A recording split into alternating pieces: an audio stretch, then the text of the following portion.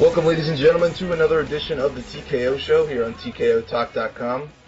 I'm your host, Tim, once again here, and let's do our first MMA podcast here on the website. I know that the site's been up for a month. It's called the TKO Show. You would think there'd be a lot more MMA talk, but it was the start of the NBA season. NFL was in full swing. It's like the busiest time of year for sports. Give me a break. So we're going to do our first MMA podcast, and here joining me is none other than the co-host of Cheap Seats on the Sherdog Radio Network, now the Sirius XM Radio, also administrative editor of Sherdog.com, one of the most intelligent minds in the sport, and milkshake enthusiast, Jordan Breen joins me here on the TKO Show. Jordan, how are you? I'm good. I am, in fact, a big milkshake lover. Known for being in the yard. Indeed. And also, I was going to mention something about a non-prescription lens enthusiast, but I decided to switch it to milkshake. Do you prefer to be known as a non-prescription lens enthusiast or a milkshake enthusiast? I'm not a non-prescription lens enthusiast. So it's one of the things that absolutely burns me up the most. Although, it kind of weirds me out more when you see people who have no lenses at all. I mean, if you want to make a cross-sport stitch back, since this would be an appropriate thing. Like, you think of Ziggy Ansah at the draft. Like, you're wearing 3D movie glasses. Yeah, like, you're about to Westbrook. be a millionaire. You're wearing 3D movie glasses with no lenses. You look insane. You look like a crazy person. The only person I've ever seen pulling off, and even then, debatable, but really making the no lenses work for them, there's a rapper who I think is from Ottawa, now based in Halifax, by the name of Ghetto Socks. Fantastic rapper, and raps a lot about food. First album, Out for Treats, fantastic. Just dropped a new album. Definitely check it out. But Ghetto Socks, one of his... I'm just in on the name and album title alone. Yeah. It's awesome. The whole video for Out for Treats, too, just like turntables full of food and stuff like that, and that bitch is hoeing out. Awesome. Just chicks ramming strawberries and cookies. And explicit raps about pirate cookies. Not enough people talking about the oatmeal peanut butter combination. Anyway, Ghetto Socks favors big glasses with no lenses in them whatsoever. I think it's kind of corny, but he kind of makes it work. Other than that, I mean, you're trying to be a multi-million-dollar athlete or something like that. Put some lenses in your shit, guy.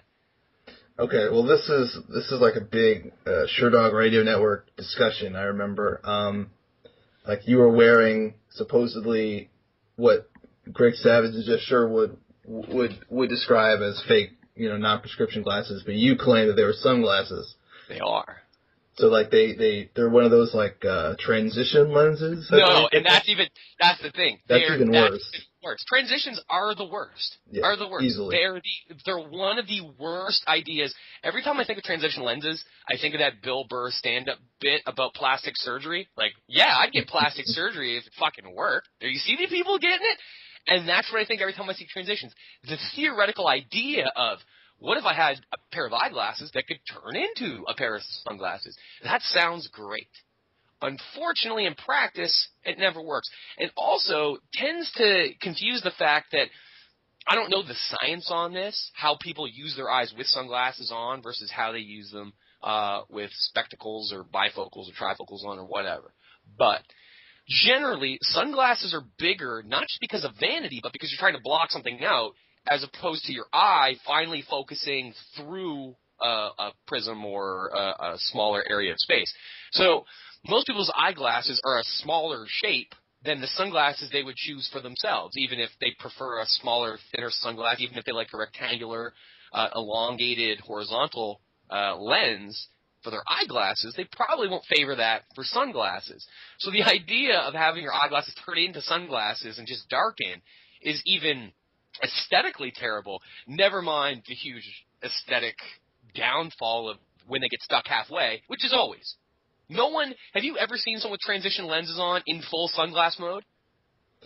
I think I've only seen one person, and it's a buddy of mine, that's worn them, and I can't think of a case where I've been tricked into thinking they were sunglasses. Put it this way, have you ever, and I know this sounds like there's a bit of a fallacy involved, because if they were doing their job, theoretically you'd never notice, and you'd think they were sunglasses, and so you wouldn't have this thought. Right, exactly. But every time I've ever seen someone in transitions, they're always halfway. And again, like I said, if they were all blacked out and it was super bright, you'd think I wouldn't notice. But I don't feel that's the case because, as I mentioned before, the shape of transitions always gives it away because you don't simply see sunglasses that are shaped like eyeglasses. You know what I mean? And vice versa. Think about the popular styles of sunglasses. How many popular sunglass styles actually look like pairs of eyeglasses? Are there really like that many pairs of eyeglasses out there that look like aviators outside of like the 1970s? Not really. Not a whole lot. How many pairs of eyeglasses, especially for men, look like a pair of Wayfarers? None. The only real like popular overarching style of sunglasses I can think of that actually looks like a pair of eyeglasses would be Club Masters because they actually the horn rim on top with the lens on the bottom, like that actually kind of works both ways. And yet I've never seen Club Master style transition. Seems like a huge oversight. Anyway, I don't want to talk about MMA, but people just be doing some crazy shit with their eyewear and should pretty much cut it out.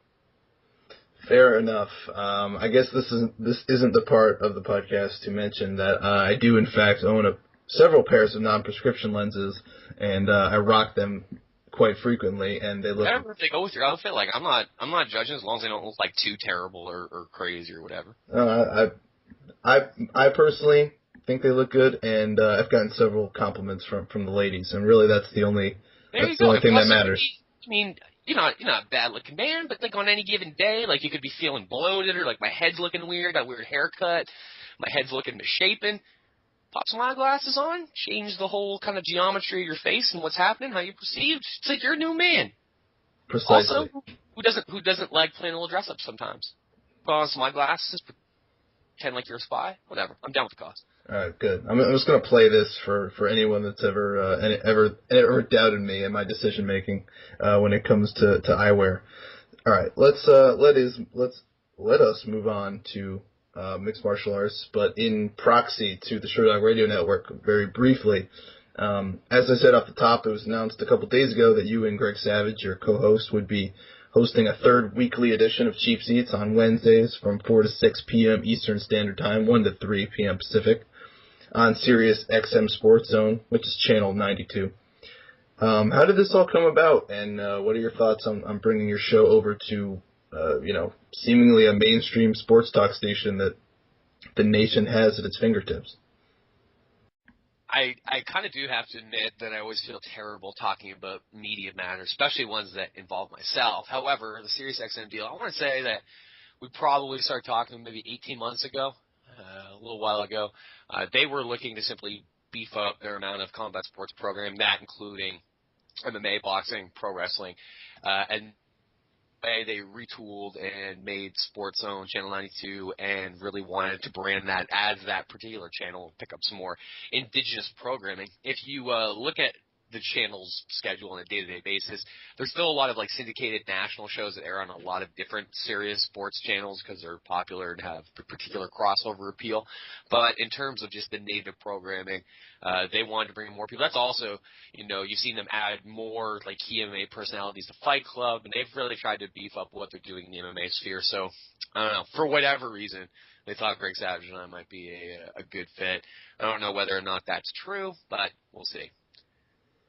We shall, and I think do people who wants this? Who wants to sit in their car and listen to me talk about MMA? The reason it works on Sherdog is like if people are coming to Sherdog and listening to the radio, like you kind of weird. No diss to you because you're a listener or whatever. And to be fair, I don't know if this is arrogant or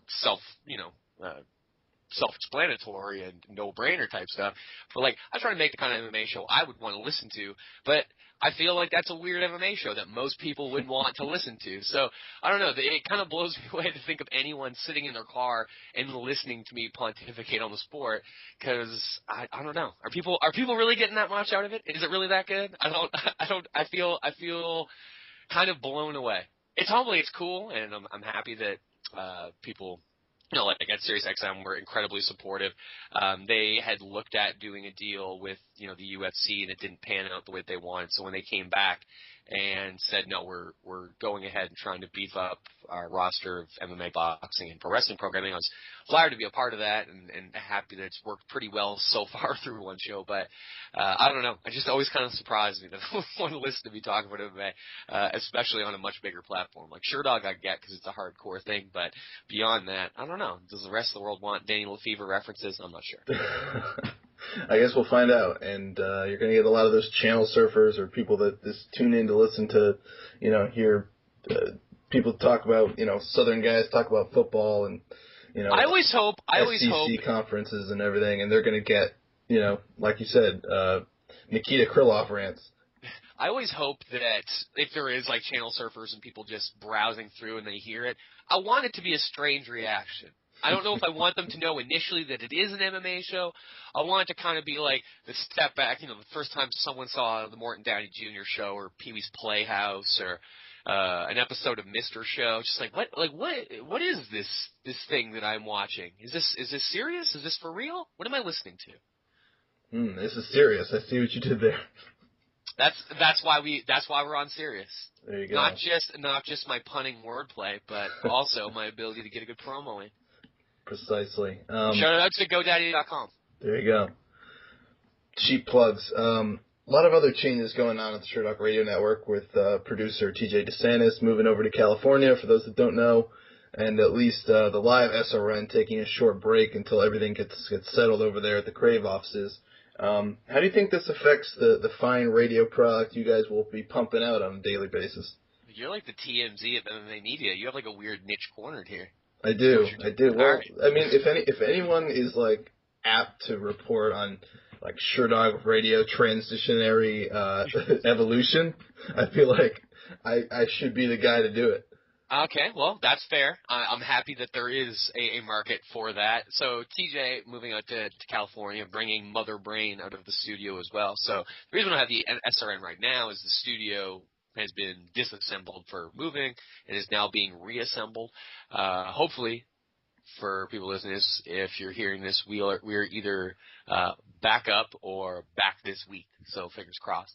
But it sucked, like at first it was like, hey, you don't have to do some radio. But now, not just, seeing like Twitter and people emailing and saying, man, where's the show? When are you coming back? That kind of thing. But you do start to miss it after a while because, I guess people get jaded and whatever and they work in MMA for a living and it feels like a chore and, oh man, I have to do radio again. But I think the process of doing radio, one of the reasons that I like it is whether or not I realize it's got a functional end. Talking about things out loud, even if it's like I'm doing a solo show and there's no calls and I have to fill time, even just saying your thoughts out loud and making your brain go through the paces and go through the motions, it gives you a better understanding about like what you actually think and feel about things, get to hear other people's ideas. One of the reasons that I really like doing the show is that it's I don't want to say it's not hard to do a show where you have good religious callers, but what surprises me is how many callers really truly offer something. I'm excited to always do cheap seats because the people that we do get in that call consistently and are regular avid listeners, emailers, tweeters, whatever, actually are people that really bring something to the table and like challenge me isn't the right word, but like excite me and like get my mind going, that kind of thing. So I guess my motivation is always just, thinking about MMA and thinking about the circumstances and how fights might play out and what a weird, strange, bizarre combat sport it is. And so to be able to kind of have the show as a sounding board for other people and have that dialogue and idea exchange, it's fruitful. It helps me think about MMA. It helps me organize like what people prioritize and think is important and what they're really into, themes and ideas that, for a moment in time in the sport really galvanize people. And at the end of the day, like being a radio host is still just one small part of what I do. Ultimately, every day I have to kind of like wake up and think about how Sherdog can turn into the Death Star and we can buy other MMA websites and own all of the internet and take over mixed martial arts.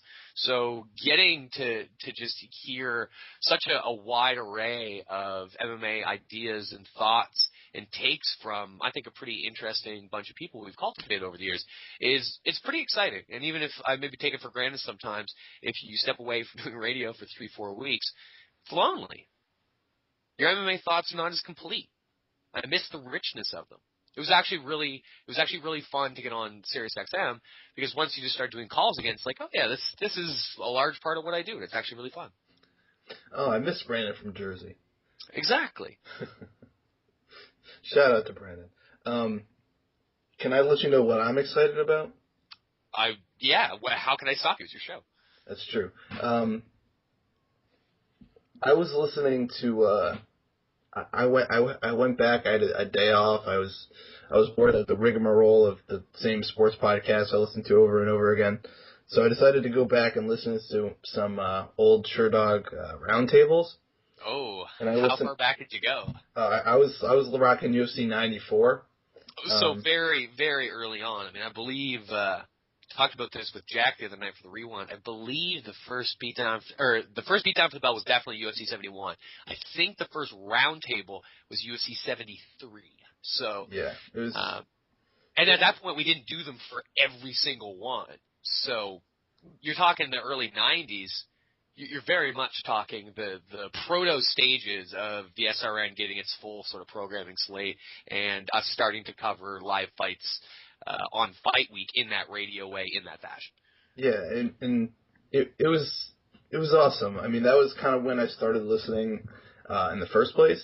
Mm-hmm. So maybe it has like a nostalgic quality to me. Yeah, but like it was pretty much every roundtable unless someone was off, off covering the event, which usually happened. It was usually Savage was gone or TJ was, wasn't doing it, whatever. But it was pretty much the same 5-6 guys: you, Savage, Sherwood, TJ, Lutfi, and Jack. And you guys that was at the time where you guys kept points for tracking fights, which added like a whole interesting dynamic of like competition.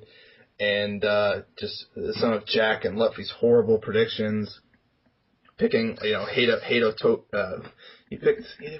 picked Hato Tokoro to beat someone good, and I can't remember, like maybe Daisuke Nakamura or something like that, something along those lines, like just an out of weight class, typical Hideo Tokoro kind of showcase fight where he's. But this kind of brings into focus why it's necessary to do roundtables in a different way, because obviously, like, I know like fans are idealized and like they have this image like, oh well, I mean, like if you're gonna work in the sport, you better watch all of it. But you think about how much MMA goes on now, it is borderline not feasible for people who.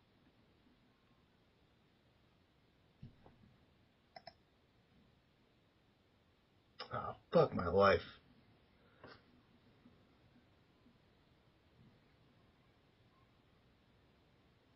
For someone else, like it could be anything. Someone who has a full-time job in MMA, or even a freelance position that's a big part of their ring. That person, it's borderline not feasible for them to even know all the ins and outs of the UFC at this point in time. Yeah, that is simply the scope of that promotion, the biggest one in the world. So when you look at roundtables and stuff like that, there is times now where I know I have to do a round table, and I'll look at a card and just be like, oh, jeez, dude, like, have I seen this guy fight before? Like, I think so. Like, was he on Access? And I have to go into the Fight Finder, and I'm like, yeah, like, I think I saw this fight. And then I'll, like, go and look at it on YouTube and be like, all right, yeah, I remember this. Like, and no part of me ever gets, like, interested or motivated, like, oh, yeah, this guy. He's just some guy. Well, there's so many cards now, it's impossible to get excited about every single fight like we used to. Actually, this just happened to me. This just happened. I don't know why I have to talk in this vague platitude like something on the card, because it literally happened this week already. When the Wednesday fight for the Troops card rolled around, and I was looking over, I remember thinking, dude, have I seen Brian Houston fight? He's only had like 4 fights, so I mean, it's not a great odds. I was trying to think so hard, like, have I actually seen this guy compete? And I looked at the weigh-in photos, and I was like, dude, I don't know. Like, he looks familiar, but, like, I mean, and this is not, I need to qualify, this is not a they all look the same kind of thing, but Brian Houston is a mega generic looking black dude. Yeah. Like he's like, co-sign. and he has a look about him that is very like create a player.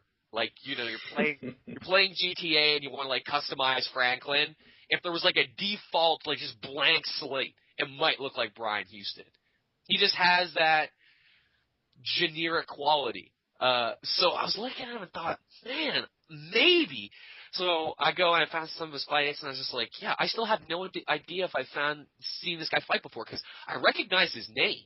I knew he was a Nebraskan dude, but did I know that just from seeing it in the Fight Finder, or maybe I read a news story that teased that and stuck in my brain? I literally had zero idea if I'd ever seen this guy fight. And to me, that's an even more perilous and literally confusing situation than not having seen a guy fight. It's to a point now where me, someone who watches an absurd amount of MMA and kind of relishes that, I still see guys getting shots in the picture. I'm just like, dude, I think I might know you, but not sure. I feel the same way. Like some of these Brazilian guys that like have similar names to each other. Like I'm getting them confused. I'm like, oh, I saw this dude get knocked out by Eduardo Teles, and it's like, oh wait, not the same guy. So I definitely vibe with you there. But what I was getting to before was when I was listening to the roundtable and like hearing the same guys be on the consistent roundtables or whatever. I think with this move, a bunch of you guys are going to be at least close by in California. So I think the amount of crossover appeal between beatdown cheap seats, maybe we get a combined cheap seats beatdown roundtable. At least those possibilities are there. I don't know how frequent they'll be, but the idea that the tease of those possibilities is intriguing to a longtime listener like me. I mean, just if we were gonna compare it to like comics, like who doesn't get excited when Batman and Superman are in the same comic, or the X-Men and the Avengers or something? I think in the terms of our relative skills and merits, it might be more like an Everybody Loves Raymond King of Queens crossover episode, more so than a comic crossover, which is actually legitimately exciting. But it definitely it opens up some new doors, and if we're able to get a full nice studio, our sugar daddies at Crave Online and Evolve Media willing, it opens up different opportunities in different kinds of media. People like, for whatever reason, watching sports talking heads do radio on the television. I mean, we have a nice studio, shove some GoPros in there, off to the races.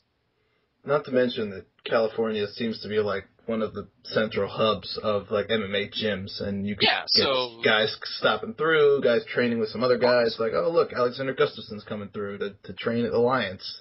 Come on down to the studio, Exactly, I'm down with that. These are all potential opportunities. Obviously, still a bit pie in the sky because we still need to get the studio built the way that we want and have imagined. But if we do get to that point, then it's free season. We can get pretty creative and create some interesting content, and in a live intimate setting. This is the thing. Good radio is obviously always going to be able to overcome whatever distances and physical barriers there are. I think, hopefully, do a good enough job on cheap seats that you never really get a sense that we're geographically splattered throughout the continent unless we're talking about it. We don't seem disconnected in the way that we are physically. But there is a different kind of dynamic that can exist when you're doing radio with literally people that are right in front of your face. Mm-hmm. So the more the better, and it definitely moves us in that direction. I mean, there's a reason that TJ DeSantis, a man who lived his entire life in Minnesota, left it behind, packed up, and moved his family across, because it's exciting. It's a legitimate opportunity to do some pretty interesting stuff that's pretty keen on the radio side. So hopefully, fingers crossed, knock on wood, it all goes swimmingly and positively in the right direction for us, and we can turn out some content that amplifies and kind of builds on what we've done with radio in the last few years. As a fan, longtime fan, definitely agree with that. So let's move on to the upcoming fight card. Well, at least it'll be upcoming when you guys listen to this next week. UFC 167, St. Pierre versus Hendricks. That is going to take place in Las Vegas, Nevada, from the MGM Grand Garden Arena, November 16th, this coming Saturday. Just a I like to open things up, especially with yourself, with a little bit of trivia, if you don't mind. Ooh, trivia both stimulates and terrifies me. I'm kind of anxious now. Like I feel like you want me to get it, but I don't feel like I'm going to. Nonetheless. No, I think you will. It's not that hard. But just something I found interesting as I was going through this card earlier. Do you know what the last time George St. Pierre fought in Las Vegas was? Ooh, okay, so I was going to ask you, you hesitated before saying Las Vegas when you were introing this. Did you almost say Montreal? I just had to double check. Because it's funny that you say that, because after St. Pierre Hendricks was done, and this is the kind of thing I'm talking about with the delusion of man, how much it can just wash over you and the finer points get missed. There is no argument that George St. Pierre, Johnny Hendricks is a massive fight that anyone should care about and be into. I certainly am. Was happy when they announced it. It's a very thrilling last quarter of the year for the UFC and many other promotions, so sport on the whole, I was into it. But for some reason, I just assumed it was in Montreal. I was just like, oh, yeah, that's in Montreal this year. And, like, for a month, maybe, after they announced the fight, I would think of it as being in Montreal. And then one day, I looked at the poster and was like, oh, yeah, this is in Vegas. Yeah, I'm an idiot. And, I mean, I might actually, in fact, be an idiot, but I like to think I'm a relatively perceptive dude, at least when it comes to a detail like that. And yet, in my head, I just assumed, oh, yeah, Montreal, I guess. Whatever. So you actually asked me the last time? last time GSP fought in Vegas. All right, so we actually have to, I guess, go back through the Diaz, Montreal, Condit, Montreal, Shields, Toronto, Koscheck, Montreal. Who the hell did he fight before that? Oh, Dan Hardy, New Jersey.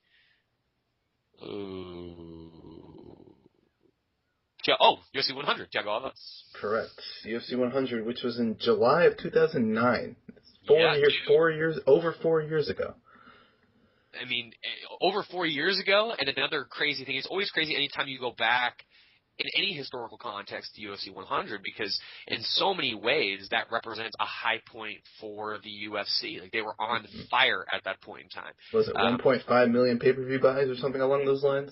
Yeah, I want to say maybe like 1.6, or definitely like well over 1 million. I want to say 1.5, 1.6. And just speaking from it, from a site perspective, from a web properties and traffic perspective, I mean, that's when MMA websites were doing the best. That's when everybody was Googling UFC Ultimate Fighting Brock Lesnar and trying to get on board.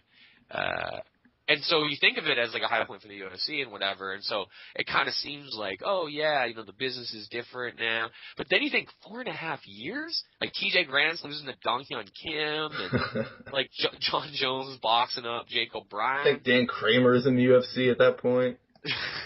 It's a weird world. Connecticut's own. So yeah, it's crazy to me that was so. It almost feels like longer in a way. Like Thiago Alves was on such a high at that point. He was just Thiago Alves the year before that, 2008. I mean, he arguably could have been the fighter of the year. Yeah, I was just gonna say he reeled off like three knockout amazing wins. Yeah. The Koscheck fight was a decision, but he still totally dominated him in here's violent thing, fashion. Though. You think about violent decisions, he really messed up Koscheck. Koscheck was a late replacement for Diego, if I'm not mistaken. Think of how bad old Tiggy Alves in his respective prime.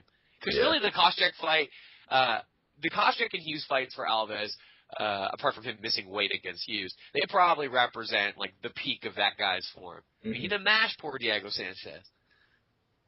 Yeah, even the Caro fight, I mean, he looked incredible. And that was the point where we still had respect for Caro. Even though he was coming off, you know, you look at his resume at that point, like coming off wins over like Rio Chonin and like Josh Berkman and some of these other guys, and it's like, oh, you know, it's not great, but you're still winning in the UFC consistently against, you know, decent guys. And then since then, it's just been all downhill from there. God, man, it's sad. I mean, it's how it goes in fighting. It's a general circle of life, and to be real, most top guys, there's like this idea that most guys at any given specific point in time who are top fighters, top athletes, there's an assumption that there's a perennial quality to that. And if they're really good in this moment in time, that it's going to continue. But every sport, not just mixed martial arts, every sport tells us this isn't true. Yeah.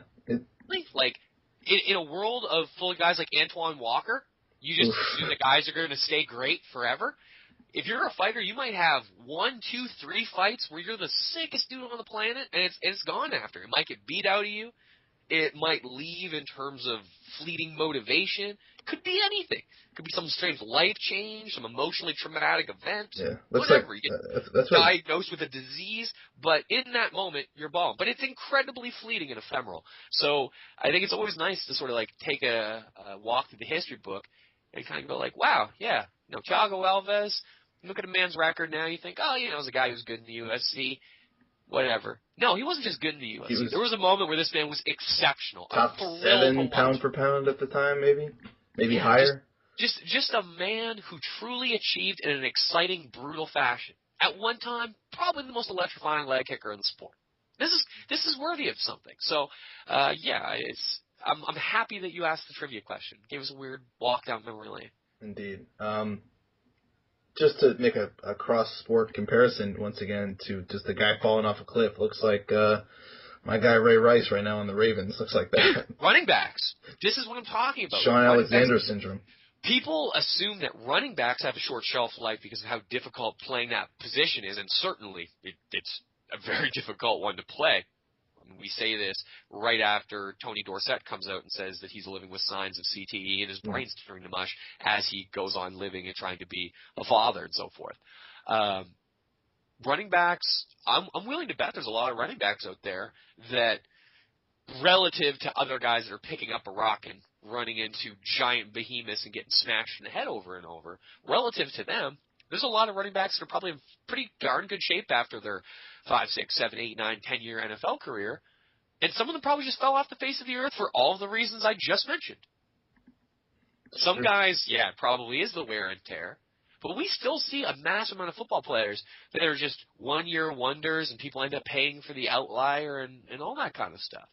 And then there's guys just for other circumstances entirely that, who knows? Look at the Seattle Seahawks.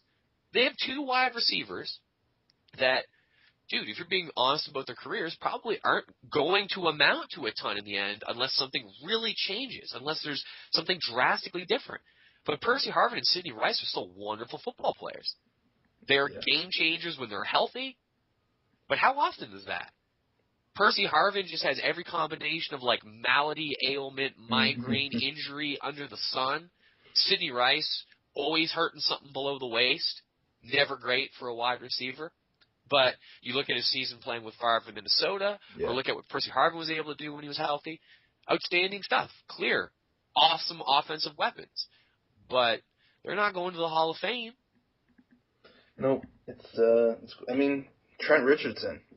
He's in his second year, and he already looks done. He already looks like he probably won't have a starting job next year.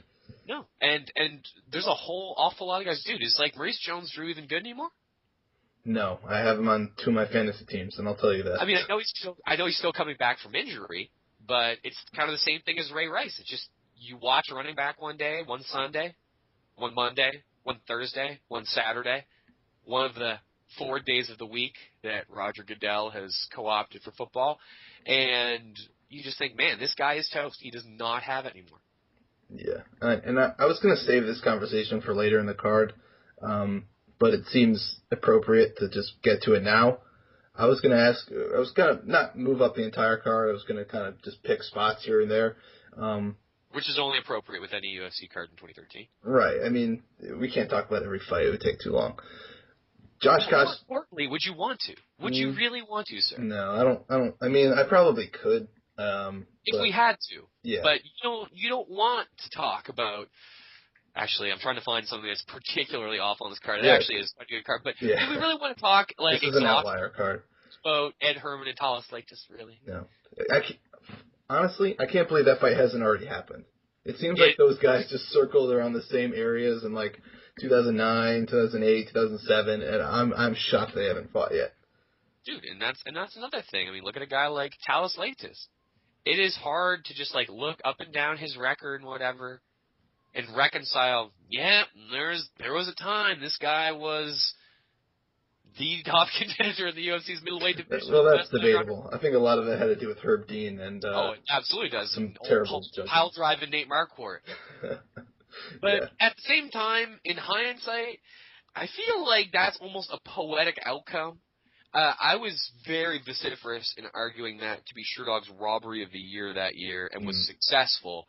And that's unusual because I'm pretty sure every other robbery of the year that we've ever elected in the year-end awards has actually been a decision, as opposed to a referee just straight fucking up a fight.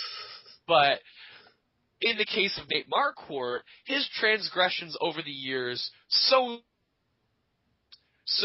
ignorant, so baffling, so stupidly defended that, let's just kind of think, yeah, you're the kind of guy that should have lost the fight for trying to pile drive a guy.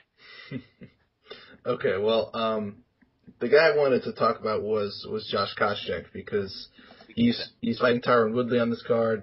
It's one of the top fights on the bill. But if you look at it, I mean, he lost his last two fights. He lost to Robbie Lawler, and he lost a close decision to Johnny Hendricks, to be fair. Some people thought he might have pulled it out. But in my opinion, he lost to Mike Pierce in the fight before, which he ended up getting his hand raised. And then ended up knocking out Matt Hughes, but in very unspectacular fashion, did not look very impressive in that fight.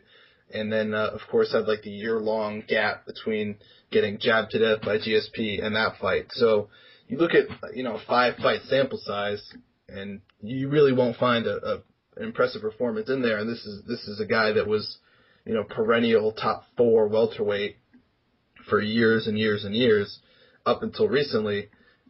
Is he done? Is this going to be like the nail in the coffin of his career? It could be. If it ends nasty and brutal for him, which it could, Tyron Woodley, I'm not sure anyone would diagnose him as a great striker, but he's someone that he's someone who's got pop. If he lets loose and that's Jay Haran. Yeah, if he gets freaky with the striking, he can hurt someone. I mean, to be quite fair, he was widely critiqued for the Shields fight, and yet, if you're being honest about it, Shields' chin saved him. Yeah. Jake Shields has one of MMA's best all-time chins, because that spinning back fist would have killed most dudes. I remember standing there in Winnipeg just thinking like, oh, wow. Like, what an incredible strike. It is a testament to nothing other than Jake Shields' manhood, that he didn't get just absolutely pasted in the third round by that. So, Koscheck's in some trouble if Tyron Woodley's able to go upside his head with any kind of dedicated power. I still think it's a fight he can win, though. Tyron Woodley is such an enigma when it comes to his style, just a guy who you really don't know what you're going to get. Sometimes he feels very comfortable, lands a few punches early, and it just devolves into him crushing another man the way it did when he took on Andre Galvao or Jay Haran or any of those fights like that. And then sometimes, and I'll throw the Shields fight out a bit because, I mean, that's what Jay Shields does to guys. He just drags them down to his weird cardio kickboxing volume clinch level. I've never seen a fighter fight like Jake Shields. He is a marvel. Jake Shields is the true MMA enigma. He might literally be my favorite MMA fighter simply because I struggle to wrap my head around. He is wonderful. Unfortunately, that wonderfulness often doesn't manifest in excitement. We saw it in the Tyron Woodley fight. But other fights, I mean, he just kind of lollygags. It's hard to get a real sense of, like, what is he trying to do? What is he trying to execute? Why, if he wants to stand up, why is he not throwing more strikes? If he actually wants to wrestle, why isn't he changing levels? Why are we just hanging out, dancing in the clinch? I don't know, ultimately, what we're going to get. I think if Koscheck was able to show some of the form we had, even like the kind of shape he would have been in the GSP fight, apart from his eye getting smashed in, he wouldn't be fighting GSP. He'd be able to jab and leg kick and throw some right-handed fastballs and probably have success against Tyron Woodley. You brought up the Hughes fight, though, and it's interesting. I was happy that you kind of went in on it a bit because everyone just remembers Hughes is getting plastered because it was late in his career, and that's pretty much what Matt Hughes did at that point. But Koscheck looked really not good in the early portion of that fight. Hughes was landing on him pretty consistently. Exactly. K1 Hughes was having success on Koscheck. He looked slow. He looked stiff. He just reminded me like when you see a guy back on a basketball court and he's clearly like not like healthy yet. And he just like and it looks like he can't perform the motions he wants to. Like you're watching like Andrew Bynum play basketball now. Oof. Something like that. And kudos that he was able to put Hughes away in devastating fashion. But You're knocking out an aged Matt Hughes after getting just touched up a bit by him. That's not going to make too many people wax poetic on what you might do. This ball's in Tyron Woodley's court. I think if Tyron Woodley came out hyper aggressive, he could seriously blow the doors off Koscheck. Koscheck going to be rusty, a chin that's there to be tapped, a guy who's getting older, a guy who's damn near 40. Yeah, I know. That's the thing. Like, we were ingrained in our heads, I think, by the UFC for so long. This guy was like a rising young prospect. Like, even going into, like... Dude, you want to talk about old Sherlock radio stuff? I remember having this conversation with Tito DeSantis once. I just remember talking to him, and he was like, well, Koscheck, we're comparing the relative merits of Koscheck against someone. Could have been Fitch. I have no idea. Mm-hmm. But he said something along the lines of, well, I mean, Koscheck's still young and learning. I was like, Koscheck's young? Yeah. Dude, how old do you think this He's guy probably is? like 32 at that point. Yeah, I want to say, seriously, we looked it up, and at the time that we were having this conversation, he was like 34, 35. And TJ literally on air was like, oh, man, wow. Yeah. I was like, how old did you think he was? He's like, I don't know. Like, in my head, I always imagined he's 28. Yeah, exactly. Something about the blonde hair just tricking fools. Yeah, and I think it also has to do with, like, the narratives that were driven in these fights, like in the Frank Drake fight or the Yoshida fight, or even like the Anthony. He's improving. Yeah, adding exactly. dimensions to his game. He's still young. He's an evolving fighter, and it's like, no, this is pretty much what he is. Like, and dude, this goes exactly back to what we were thinking about with UFC 100. It's interesting to think of that being 4.5 years ago, and that being a peak for the UFC, because you think like, oh man, John Jones was fighting Jake O'Brien. It's a totally different world. Brock Lesnar's winning the heavyweight title. This is actually quite long ago. It's crazier when you talk about angles like that, because one of the things that I think happens is people just still kind of impart a level of youth or prime form to guys that were on The Ultimate Fighter, because when they were introduced to them, they were prospects and still guys on the come up to some extent. And it's like, dude, Nate Quarry is done. Jason Thacker's making video games somewhere. Chris Sanford's a manager. Chris Lieben is on a highway to hell and has no business in the UFC. Yeah. Kenny Florian is a commentator. Josh Rafferty probably still does pro wrestling. Swick needs to be retired. Stephen Bonner's retired. Forrest Griffin's retired. Literally, all of these guys. Diego Sanchez. Diego, a guy who on the show literally was a youthful prospect. Now he's like a brain damaged 30-something. Yeah, and now just shaking. Are you entertained? Like, terrible. Terrible. Ugh. So, I mean, it's one of those things, like MMA, because of something about the narrative history about it, and I think this is probably true in all sports, because we do see it, I think, in boxing as well, and there's probably, kind of other cognitive dissonances we can spot in other sports when it comes to how people perceive athletes over time and maybe not updating their memory bank. But just in MMA, there's something about various themes that just make that so hard to break. I think because in fighting, like, being a prospect is such a thing. It's such a category. Like, it's something you either are or you aren't. You know what I mean? Most guys who are top 10 fighters in MMA, at any point, at some time, they were probably a blue chipper or a prospect.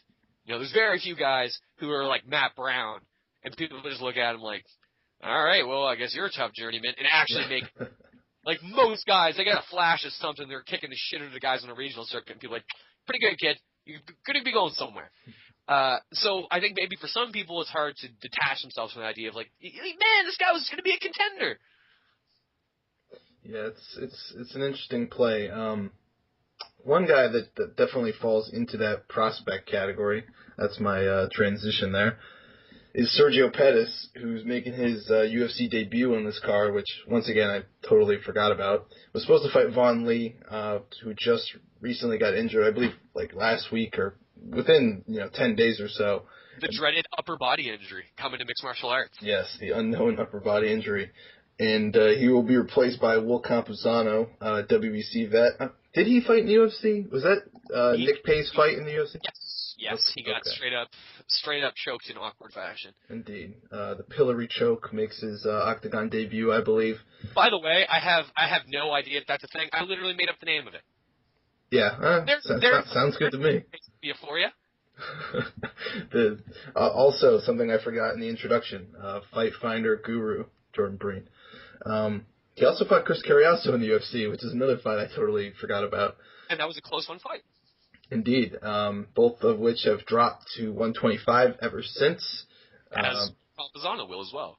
Yes, and Campazano's had quite a bit of success at 125, knocking out Joshua Sampo, who's a good fighter, taking out Jimmy Flick, and just recently fighting for the aforementioned Hideo Tokoro in Japan and getting a split decision victory. I think that was at like 130, I believe. I want to say like 137 or some strange way. Okay. Well, regardless, the Pettis Campazano fight is at 135. Despite both of which probably being flyweights in the UFC in the future.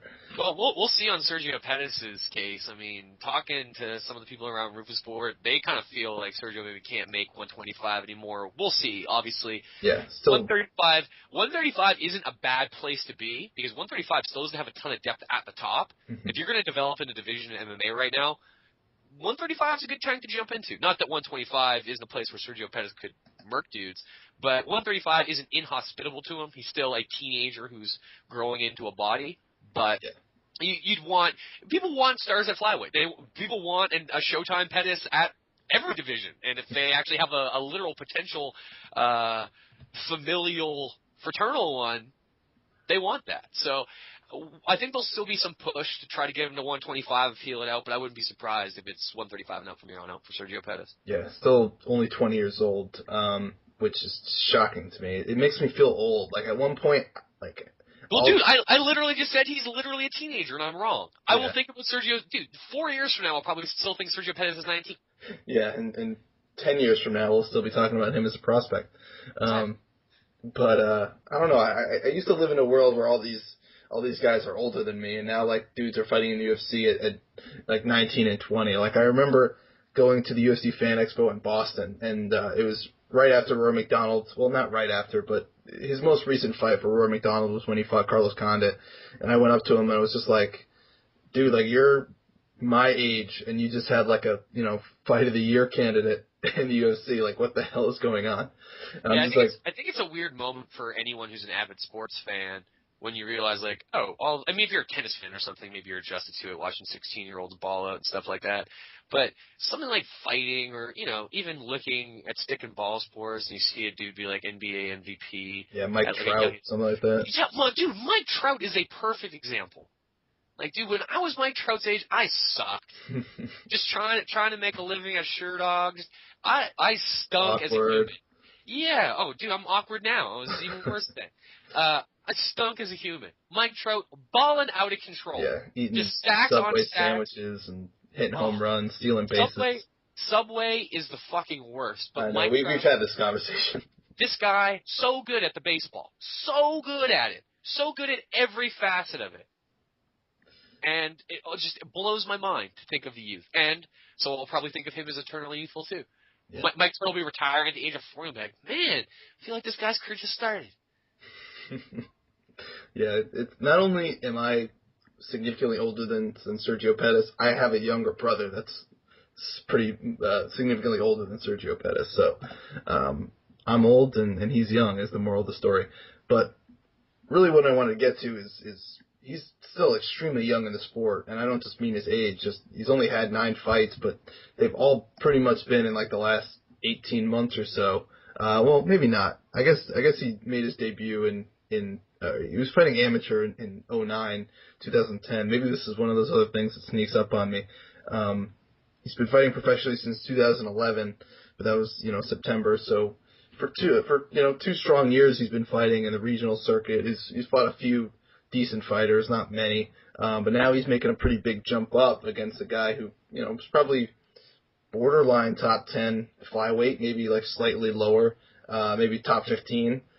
Definitely top 15. I think it's fair to appraise Will Campazano as a top 10 flyweight. Okay, well, point stands. How do you think he does in this fight, considering Campazano's coming in last minute, and what's his upside? Well, I mean, Will Campazano is a flyweight at this point in time. It's not, I mean, he's a long, spindly, skinny dude, so it's not like he doesn't have some advantages still at 135. He's going to be longer, taller, and still have a lot of striking advantages over a lot of the guys at bantamweight. But he's taking this on short notice because he wants to get back in. This is a kid that since he got cut from the UFC realized, man, I can get the flyweight. When they get that division jumping, I can be the guy waiting there because I've beat up a bunch of guys on Access. And he held up his part of the bargain. Will Campazano is a damn fun guy to watch fight. WEC fight, like, oh man, just watching that fight in Edmonton, truly some sensation. One of the more entertaining displays of body punching I've ever seen with him and Eddie Wineland. Yeah. Awesome stuff. Couldn't ask for more. This guy's a violence bringer. But I think it's going to be tough for him against Sergio Pettis, not just because he's coming on short notice, but Will Campazano still isn't great on the ground. And in some of his recent fights, the Josh Sampo fight, it's a fight he was losing and had to come back in and lace him with that knee to the face when Sampo shot in on him. I mean, he was being controlled on the ground. Will Campazano is still going to be someone who struggles against guys that can body him a bit, put him on the ground. I think Sergio Pettis might try to wrestle, flex his grappling, and I think he can potentially tap Will Campazano. You saw in his last fight, Sergio Pettis, like his brother, has some skills on the floor as well. I don't think he's as dynamic as Anthony, at least not yet, but he's got serious chops there, and I think probably good enough to tap Will Campazano. The other thing, Will Campazano has become a more surgical striker, more exacting, but he's still a guy that loves to brawl and mix it up and just go Muay Thai, haymaker, rampage. If that ends up happening, Sergio Pettis is a dude that knows how to pick his spots, load up on a power shot, come with combos behind that, knows how to finish guys off. He's got the natural that his brother has, I think, in that department. So Will Campazano, I think, is a great matchup for him, a great test, and legitimately a better fighter than Vaughn Lee. Mm-hmm. But I think kind of because of some of Campazano's defensive deficiencies, we can potentially see Sergio Pettis finish him off in exciting fashion. Campazano, I think he was brought in here. Sean Shelby's no dummy. He wanted someone that's going to provide a kind of fight that's exciting, that's going to put some eyeballs intensely on Sergio Pettis. And like I said, I think because of Campazano's defensive liabilities, he can end up getting finished. People be jazzy about Pettis. But Campazano's going to get to move to 125 and do his thing where he's a guy that can win one, lose one, win two, but be exciting every time out, always offer you action fights. You know, if he was able ever to fight a guy like a John Lineker, if he was able to make 125 successfully again, that's some stuff where you're just thinking about hosing yourself down into the violence. Agreed. Like we kind of very briefly touched on earlier, pretty nice card as a whole. Yeah. And it's, we're not even going to get to talk about a guy in Eric Perez who, had a lot of hype behind him before losing a close battle to Takeo Mizugaki. He's fighting Edwin Figueroa, who's a pretty consistently exciting fighter.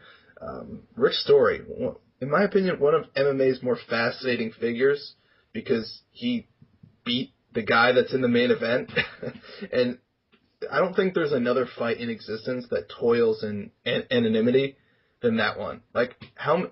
You polled 10 random MMA fans. How many of which do you think remember that even happened? And, fewer still, because that card was I want to say a lame tough finale, and it was the same night as the Strikeforce card in St. Louis. I distinctly remember talking to Josh Gross and Greg Stepp in Press Row, being like, dude, Rick Story just beat Johnny Hendricks. What's up? Now, that's an interesting fight because Johnny Hendricks has clearly improved since then. Him getting with Stephen Wright and sharpening up his striking, he's become a much different fighter.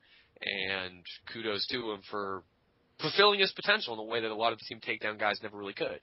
But shout out to Shane Roller. Well, Shane Roller, dude, I would say that guy kind of maximized what he had left. Oh, yeah. He was not as great a wrestler as those guys. He was kind of an old dude. Shane Roller got pretty decent at MMA. Had some slick submissions, had a fun fight or two, whether or not he was getting lamped or tapped or he was doing the lamping or tapping.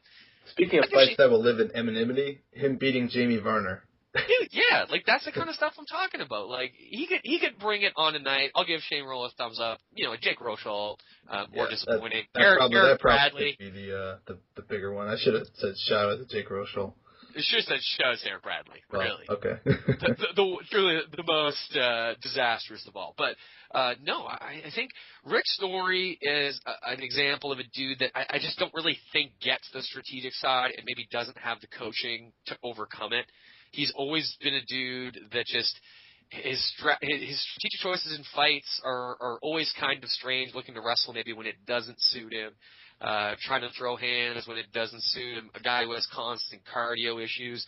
But because he's so powerful and skills, sometimes it really lines up well for him. He gets an opponent like a Dustin Hazlett who plays right into his hand, or he's able to surprise a guy like Johnny Hendricks with his wrestling, and it works for him, but just not a guy who can put it all together in a smart way for 15 minutes every time he goes into the cage. So, I mean, even though he could totally just roll up on Brian Ebersol and clock him once, or he could smartly out-wrestle him for 15 minutes, I mean, this is easily a fight where Story can just do some weird, stupid stuff, and he could be staring at a weird decision for Brian Ebersol.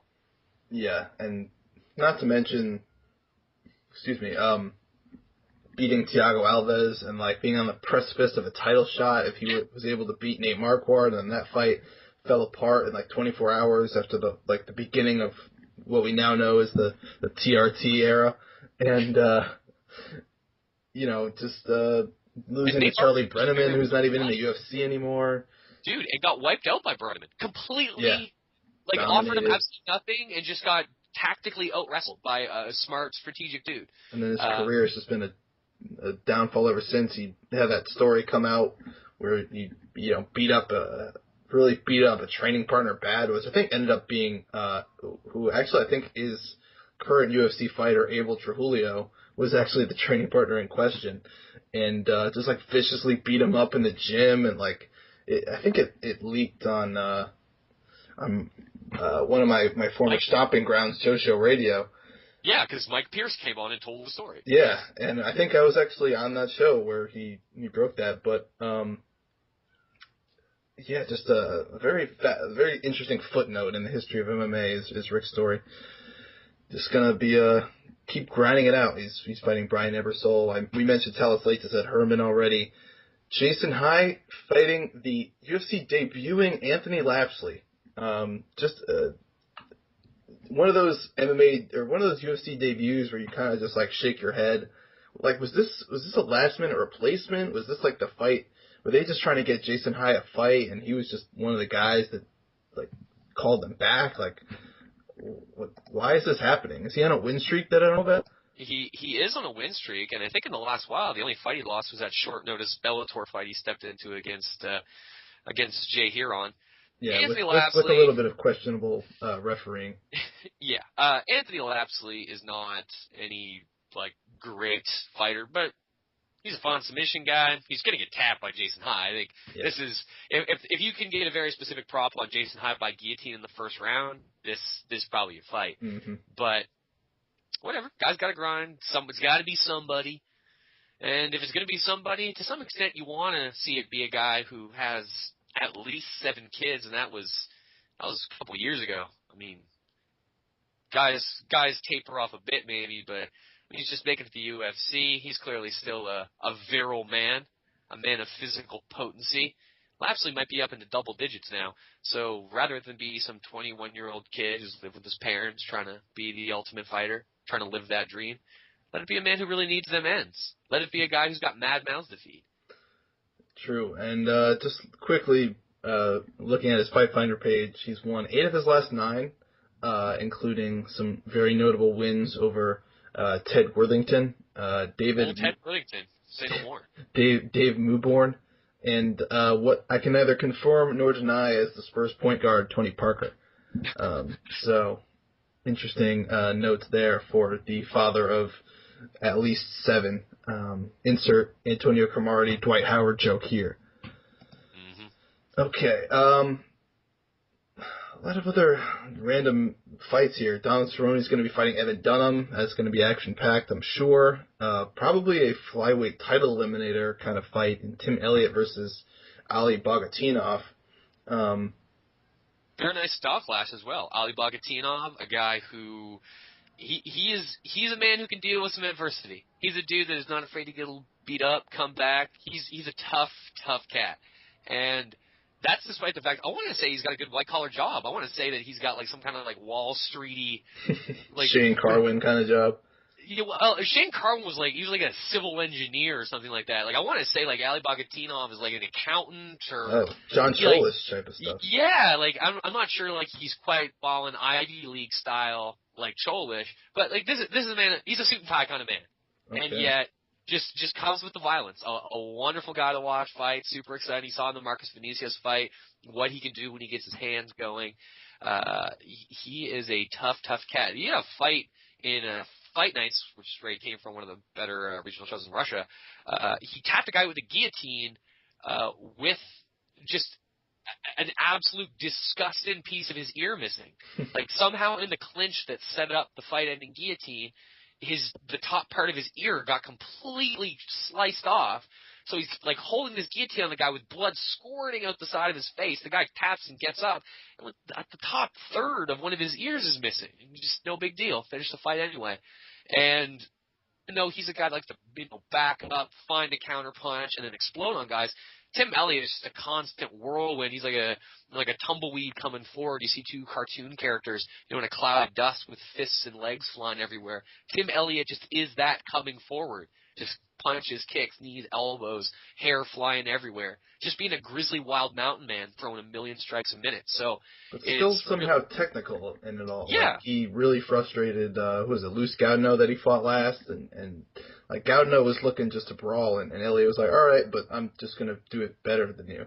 Yeah, I would say that he's got a good kind of technical brawler vibe. He can do some of what Matt Brown does. He doesn't have that same kind of power, but he's someone that can come forward, throw some volume, certainly more volume because he's a smaller guy, but still do it even when he's winging, going crazy with a modicum of technique where he's, hitting head and body, attacking guys in smart places, covering up, moving away. Tim Elliott is a really good offensive fighter, and you saw it in his debut. I mean, he came in, I want to say maybe even on short notice against John Dodson, and even though Dodson broke his hand, Elliott gave him all kinds of hell. There's even people out there who thought he deserved to win the fight. So, both of these guys are legitimate players at 125, and it's, I think, a brilliant stylistic pairing. I think Tim Elliott is probably going to get his hand raised here, but it's the perfect kind of style matchup because Bogatinov's a legit puncher. He's a dude that also has a decent grappling game, so he's not going to feel like overwhelmed, taken down, then necessarily tapped, despite Elliott being a pretty nifty grappler. It's pretty much everything you'd want out of a good, honest, well-made flyweight fight. Definitely, and I did want to mention this because it seems like, Dana White has mentioned that they want to get into Russia. They've had a lot of Russian fighters come in recently with some success.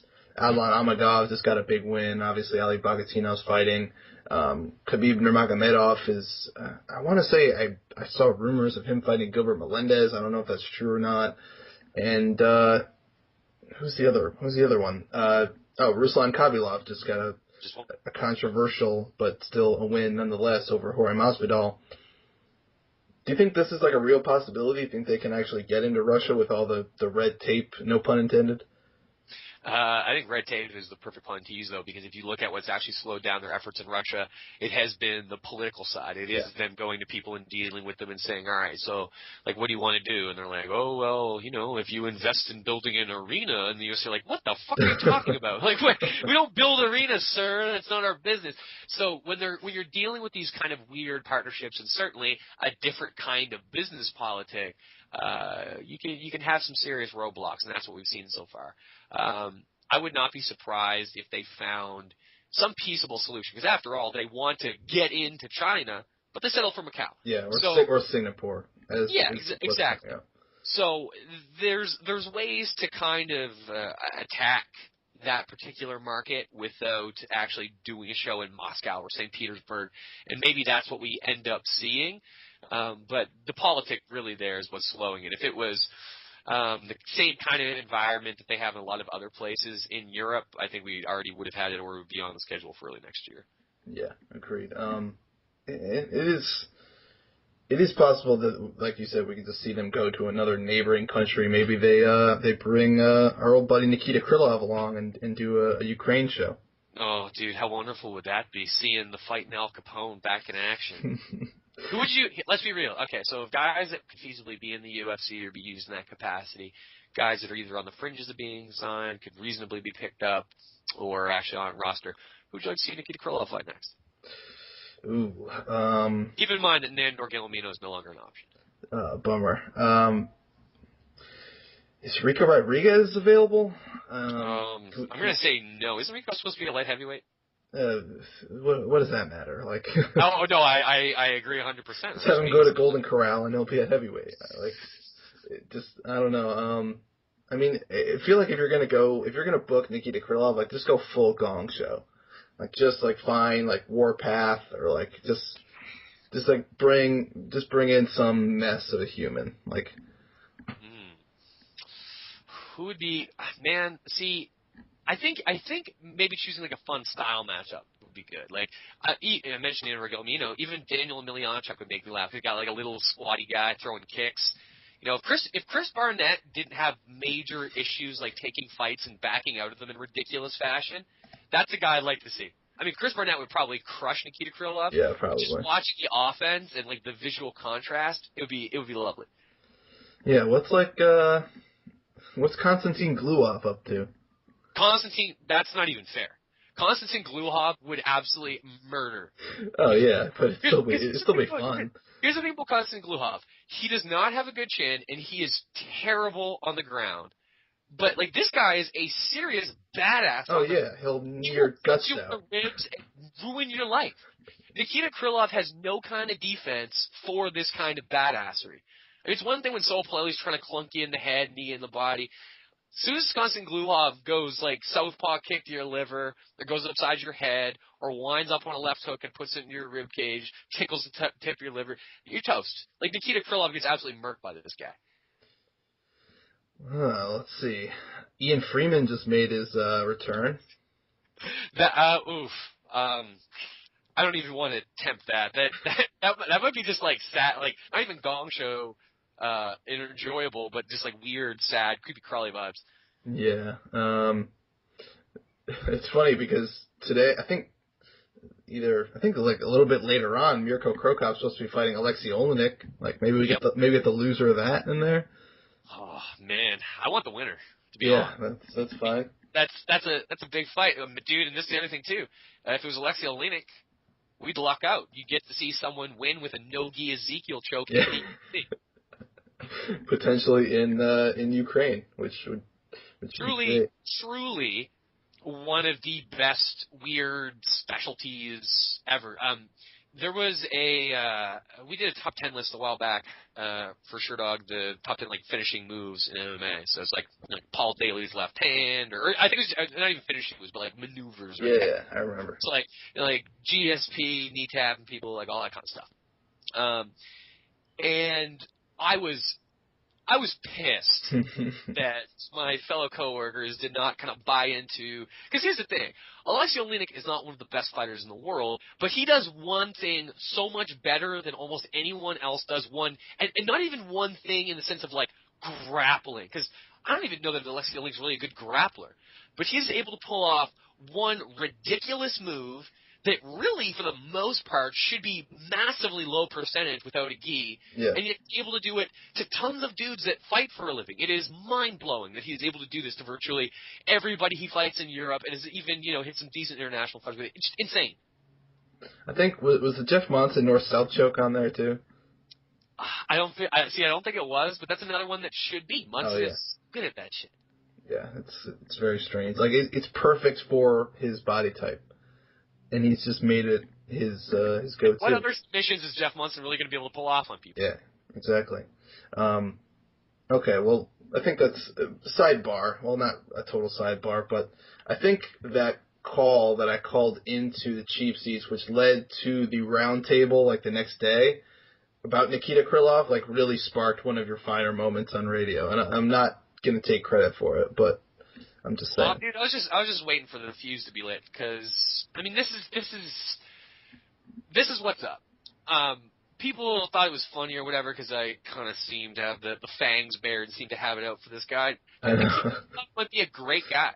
He might just be a guy who loves dressing up like Al Capone. I'm sure he is. He might be jolly and wild, full of joie de vivre, but does he belong in the UFC? No. And every so often, dudes come along that are just so below standard that you got to take an editorial stand. Like, I'm sorry. And I was vindicated because he went out and fought in a way that we just haven't seen since the days of Sean Gannon and Jonathan Weisor. So a high standard. Yeah, but people I don't want to say people should know what they're getting into, but if some stuff like that is on deck, it can potentially turn into a debacle. Like what? I'm just going to say, like, yeah, well, I don't think Nikita Krylov is very skilled, and he may have troubles in his UFC debut. I was going to say, let's be honest. That's not with that stake. This guy is going to do something that is going to shock you. Yeah. Let's be honest. Like, probably not a lot of people had seen him fight before, unless you like sought out his YouTube fights, which I don't know why you would. I mean, why would you do it? But once you see one of them, you want to see all of them. Well, yeah, it's like beyond even M1 grappling level horribleness. But I feel like it was an education. I feel like you prepped people for the worst, and I think they got it. Yeah, there's some things that you just need to know about fighters. You know what I mean? Like when John Lineker came into the UFC, I told people like, I have no idea what this dude's career will be like in terms of long-term success. But you're going to see a dude who can just punch people's lights out. Just punch people's lights out. And always delivers on that front. Like, actually, maybe just as good an example, we just had a guy fight in Francisco Rivera, and it's like, is it constructive in any way to be like, well, he's a good bantamweight, he's got some defensive wrestling? No, like, when Francisco Rivera fights, or when he enters a promotion or anything, what you really need to talk about is, man, this guy can punch doors off. Yeah. This guy, if he hits you, like, you're going to have brain damage almost ASAP. It's going to be a real rough night if you let this dude land a chopping overhand or a massive uppercut. Dude can put you in the hospital, put you on a spine board. No jokes. That's what needs to be said. So similarly, when guys are deficient in some kind of area where the fight they're going to produce, I mean, especially knowing that his opponent was Saul Paleli, knowing what might come of it, you gotta say something. People have to be on alert for this kind of chicanery.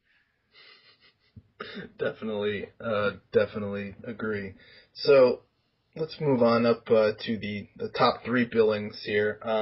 First of which, Rory McDonald versus Robbie Lawler, getting a lot of hype as just being like this mega action-packed, exciting welterweight fight. Not for me. I'm kind of with you. Like I just. Did we forget that Robbie Lawler isn't good, like, on the ground? Did we forget, like, his cardio isn't good? Like, sometimes Robbie Lawler isn't even good standing. I know, like, he knocked out Josh Koscheck, credit to him, you know, very high-level welterweight, and then knocked out Bobby Volker, and all of a sudden this dude's an elite welterweight, and he's going to be the guy standing in the way of Rory McDonald's, future title hopes. Well, we gotta revisit what we were just talking about. There's some things that need to be said anytime certain guys fight, and anytime Robbie Lawler fights, we have to acknowledge that this guy he's one of the biggest hitters in MMA history. When it comes hard. Exactly. Never had any man summed up his essence better. When it comes hard for Robbie Lawler. And even more important, not just it comes hard, when it comes. Because you just never blaze a dude in 30 seconds. Sometimes just like horrifically break down a guy over a long period of time and like almost torture him. Robbie Lawler can do a lot of things, and even though he started off as kind of this wild puncher, he's a free kicker. He can go upside your head. He's got devastating knees when he wants to use them. He can fight inside. He can fight outside, but sometimes he just gets away from it, or someone's able to present something like leg kicks, and he just can't cope. Even if this was a stand-up fight, there's no guarantee that it's going to be action-packed. No. I mean, Roy McDonald, for all of his... The Jake Ellenberger-Roy McDonald fight was supposed to be action-packed. Seriously. And Jake Ellenberger's another guy. Epic puncher, but doesn't have the cardio and sometimes just takes his eye off the ball, and that's it. Robbie Lawler, like I said, there's no telling what we're going to get here. You can absolutely punch Roy McDonald once, and that could be it. It could be the biggest win of Robbie Lawler's career, but it's more likely, even if it stayed standing, Roy McDonald just going to leg kick him to death. Robbie Lawler, for a perennially successful guy in two weight classes, he has one of the more glaring specific deficiencies you're ever going to find. I mean, his UFC run kind of got derailed the first time because they put him in with Pete Spratt, and Pete Spratt just leg kicked him to death. Messed his groin up. The Melvin Manu fight, incredible comeback. Yeah. But, again, serious damage done because he just can't check a leg kick. Guys are able to take advantage of Robbie Lawler and exploit him because either I was going to say he doesn't know how, he does, just shows no interest in checking leg kicks for whatever reason. So even if it stays standing, Roy McDonald can take him to task and beat him that way and either really mess him up or do it fancy dance style for 15 minutes. I think it's just more likely Roy McDonald takes him down and buys him. Roy McDonald is a big, strong guy who can really wrestle. He's going to take Robbie Lawler. Robbie Lawler's a good wrestler himself, but not infallible in terms of takedown defense. He's not great off his back. Roy McDonald's a much better grappler. I think Roy McDonald takes him down, tries to ground and pound and pass guard and look for a submission. I think he probably does it. Yeah. Successful. I'm right there with you. We haven't seen really his ground game get like really showcased since he fought, I think, Mike Guyman in his debut. Solid killer Shea Mills. There you go. Well, that's true, but that was just a beating. I'm just talking about this grappling prowess. I think he does tap Robbie Lawler, and it kind of disappoints me as a guy that is, a big fan of matchmaking and making and matching guys with the right opponents and everything. I was kind of disappointed when this fight was announced because I want to see Robbie Lawler do what he's been doing to guys, or at least have the chance to, and I don't even... Well, I think that's kind of why it works, though, because Robbie Lawler's being used for a purpose here. He can give a look to a young, developing fighter. It's a good buy time sort of fight for Rory McDonald. If people buy into Robbie Lawler's opponent, great. Really, what they want to avoid at this point in time is Rory McDonald picking off interesting welterweight challengers and inevitably the awkwardness of him not fighting GSP. So the longer they can avoid that and abate that situation, the better. This fight buys them a little time. And who knows?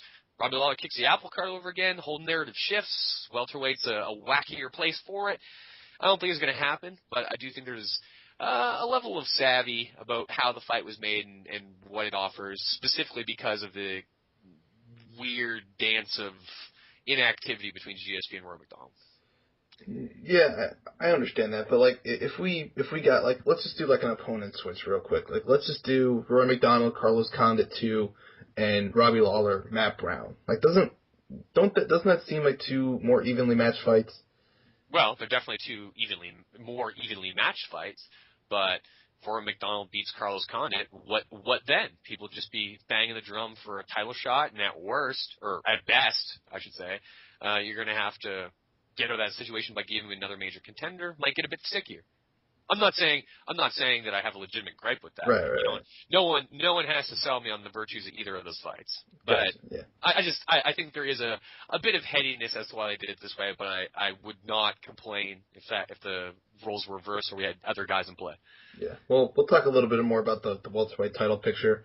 But let's first talk about the co-main event, which has gotten I don't even know, more confusing recently with the announcement of the next coaches of Ultimate Fighter Brazil, which will feature Vanderlei Silva and one half of the co-main event, Chael Sonnen. He'll be taking on Rashad Evans in this fight at light heavyweight, and can't confirm. Is the Vanderlei Silva fight at 185 or 205? Have they said that yet? I think Chael said he wanted to go back down to 185, so probably 85. But okay. Okay, well, regardless, it's a bit of a weight-bending fight, the Vanderlei Chael fight, that is, and we are going to be getting him fighting at 205 here against Rashad Evans, who's also made statements about maybe going down to 185. Like, I feel like we should just cut it down the middle, and let's just have all these guys fight at Franklin weight at 195. Well, we can't have that. The UFC doesn't like that. Like people in nice, neat little boxes. Are you in the division? Are you working your way through the invisible tournament? That's what Joe Silva and Sean Shelby want. Yeah. But as far as this particular fight goes, I mean, I like it in a vacuum. Yeah, exactly. Those fights you never really obtained before. If Chael Sonnen could add a scalp like Rashad Evans to his name, that'd be some pretty impressive stuff. I mean, the way he just absolutely tooled Shogun, even with a faded Shogun, no one really saw him getting positively rolled that way. Rashad Evans is a guy that has some lapses. He was able to beat Dan Henderson, but he, had some moments of inactivity in the fight, and certainly there's some people out there who thought Dan Henderson won. The Antonio Roger Nogueira, of course, the fight that stands out for most, a guy that by most measures Rashad Evans is a considerably better fighter than, and just went on autopilot, fell asleep at the wheel, and turned in pretty much the worst performance of his career, all things considered, losing to a guy that really probably should have beaten and beaten soundly. So we never really know what we're going to get with Rashad Evans, and that's the appeal here. I still favor him in the fight. He's a guy that when he does get taken down, he's able to get back up pretty quickly. Rashad Evans is someone who can go long periods of time just inactive, not doing much. He doesn't necessarily gas out, but he's definitely a guy that starts taking some heavier breaths and slows what he's doing. He doesn't fall apart as a fighter, but just it only exacerbates the inactivity. So I can see some long, awkward stretches. I'm just curious if it's a fight at range, if Chael tries to keep him clenched up.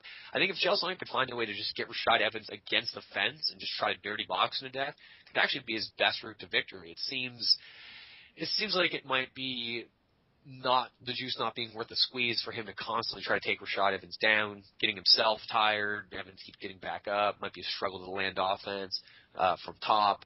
If he can just simply push Evans back, exploit the fact that he's a taller, bulkier guy, and pound on him a bit, try to just get Rashad tired, not let him land any power strikes from distance. It's probably actually the most realistic way that Sonnen can get it done, and because it's only a 15-minute fight, something he can actually achieve. If he can't do that, though, and this is something that stays at distance, even if Rashad is a bit reticent to throw, he's someone that more often than not, as we saw in the Henderson fight, he does enough to get it done. I think Evans probably wins a close decision here, but there's actually like a clear tactical game plan you can draw up for Chael that matches a lot of his skills and is reasonably possible for him to pull off against a guy like Evans, who just sometimes seems to forget where he is and what he's trying to do. I found it interesting that in the lead up to this fight, Chael said something along the lines of, I know I can win, I just don't know how I'm going to do it, which is kind of how I imagine the fight. Whenever I prognosticate a fight or predict an outcome, I like to just try to visualize what I see happening, and it's hard for me to visualize a Chael Sonnen win. A lot of things have to go really well for him. A lot of things have to, be in his favor. He probably has to make it a little bit of a messier fight, frustrate Rashad a little bit. But if it's just an outright striking match or an outright wrestling match, I can't see how he has the edge. But an interesting fight nonetheless, and one that I feel like some fights fit 15 minutes, I think a little bit better than 25, and I think this is one of those. Absolutely. Because it has the potential, even though, it might be a little more, definitely two very high-level fighters, and you always want to see those guys fight as, 25. I just think style-wise, it's going to be definitely more watchable at 15 minutes. Preaching to the choir. All right. Let's move on to the main event here, because I think this also kind of,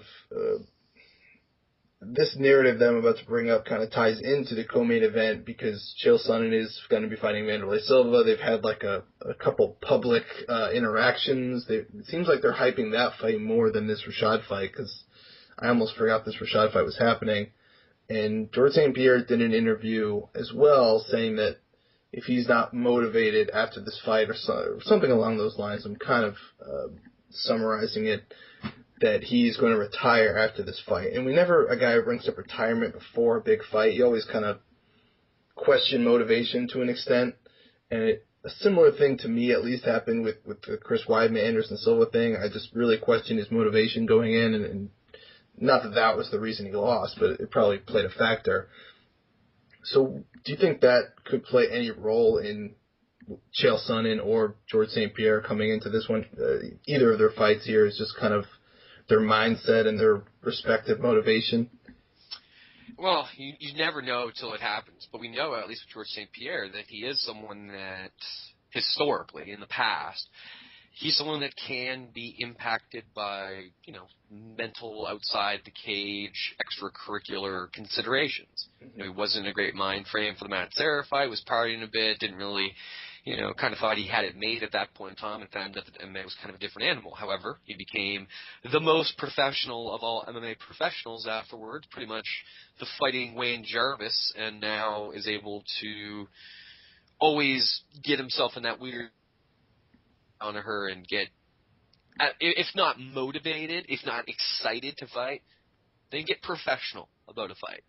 And I fully expect George St. Pierre to do George St. Pierre things and find his ways to out-wrestle Johnny Hendricks and bust him up with jabs and leg kicks. It's going to be a 25-minute George St. Pierre kind of thing, I think. However, it doesn't really surprise me that he would be at least looking at exit strategies right now. I don't think that George St. Pierre is someone that really enjoys all that comes with fighting. He really just isn't that kind of guy.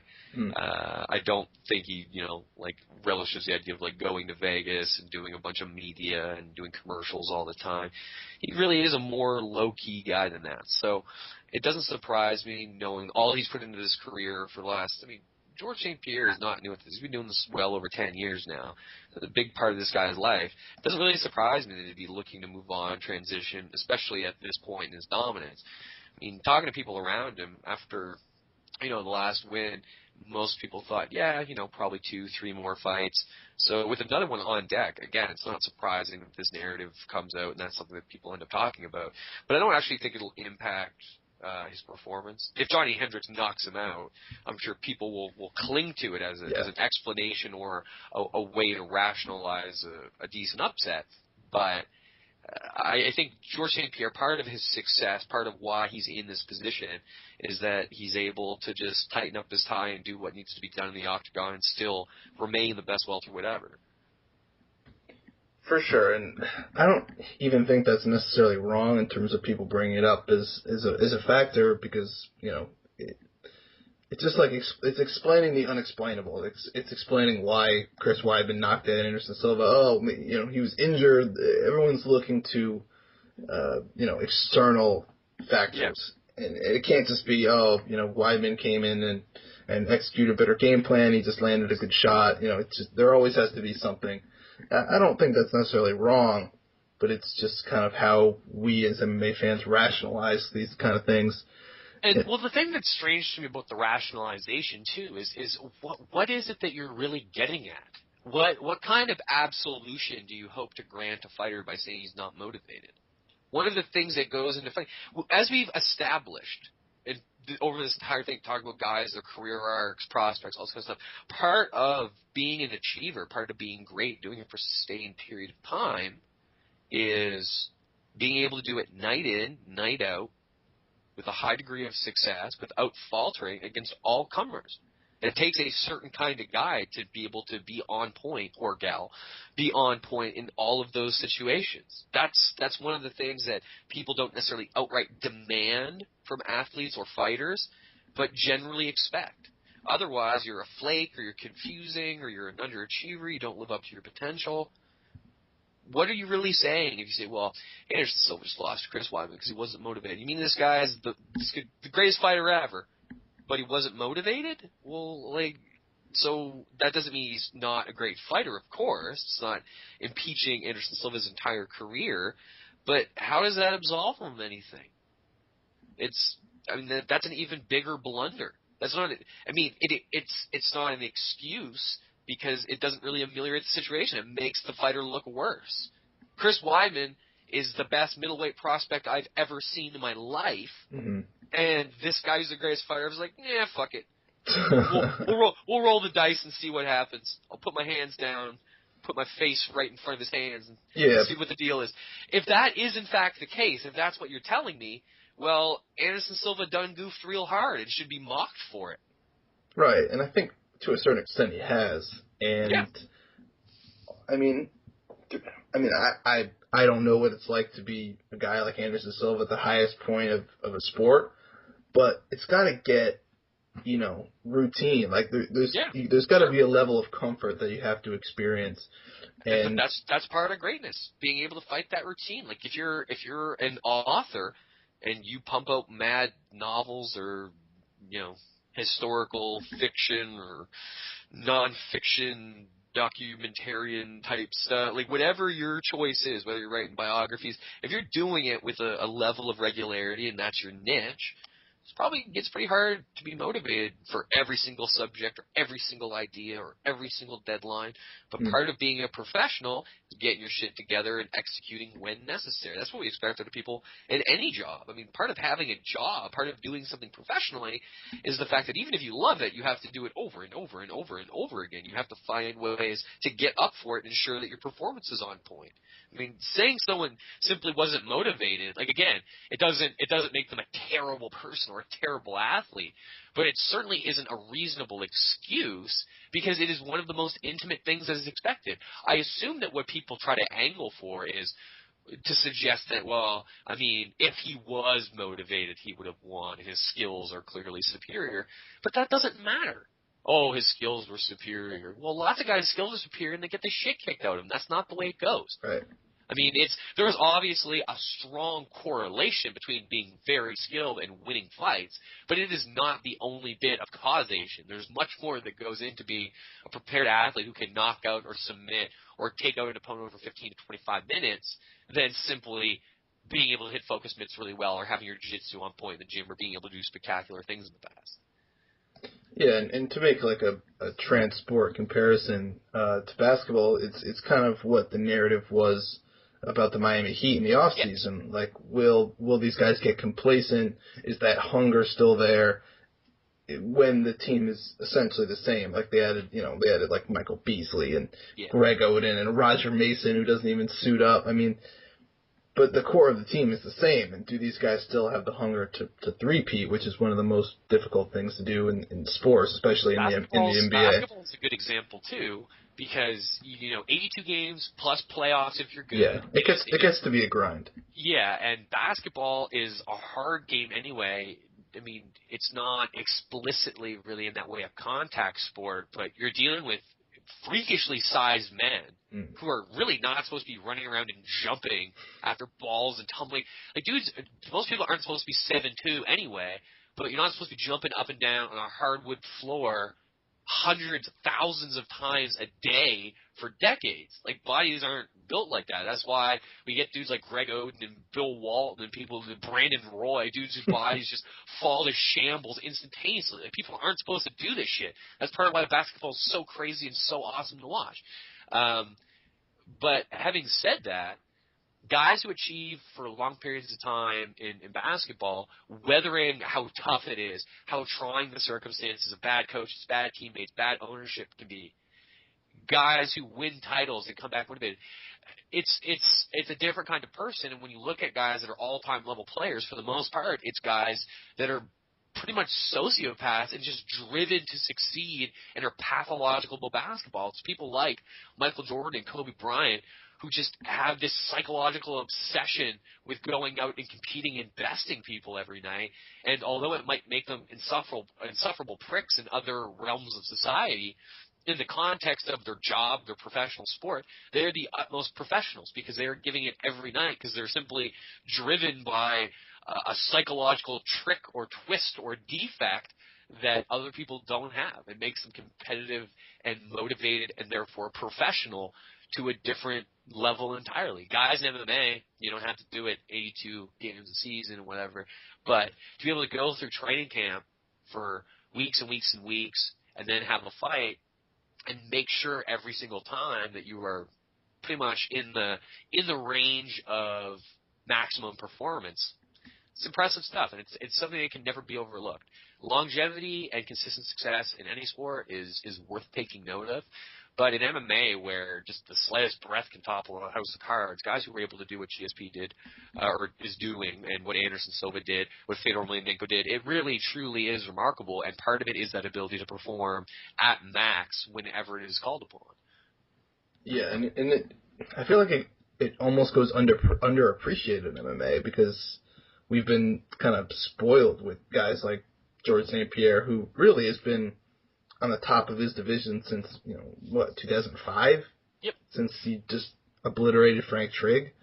I mean, so that's 7, 8 years now of sustained dominance and beating everyone but one guy everyone he's been put in front of and only lost once in that span. I mean, it's ridiculous. It's like Kobe and Shaq winning, however many straight titles. And yeah, they probably should have beaten the Pistons that year and won 4 straight, but maybe they did get comfortable. Maybe that hunger did kind of die out. But so far so good for Rush here. And one last question about this fight, because there are so many different directions we could take it, and I'm not even necessarily going in a pure technical sense, which could go on forever. Is Johnny Hendricks the hardest puncher he's ever fought?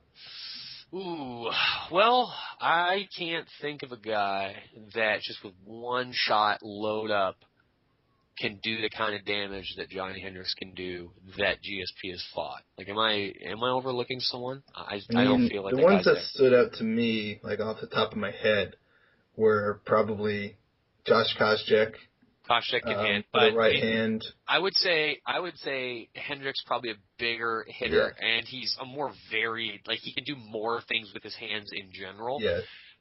And I think has a better chin than Koscheck as well. So for the actual functional purposes of like trying to land a big crushing shot, definitely would appraise him more highly. Yeah, and then, I mean, Alves was a very powerful striker, but definitely not like a huge puncher. And even if he More can of a punch hard, volume guy.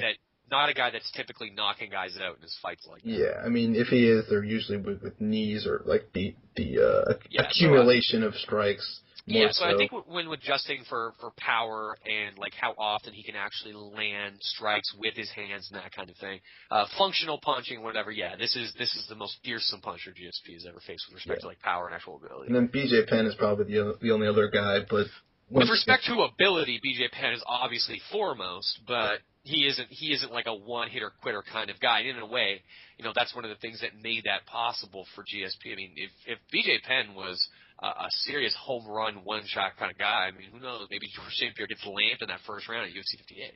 Yeah, exactly. And, I mean, you just look at the way that John Fitch is a guy just with he got dropped a bunch by GSP, but even with a torn ACL, which, I'm not a doctor, but I don't think that affects your chin in any way, just completely lamped him. I mean, it was just one of the more shocking, just not even in odds, but just like in terms of actual outcome, probably like the most unlikely outcome that you were probably gonna guess for that fight. And it was devastating. It's gonna live in highlight reels forever.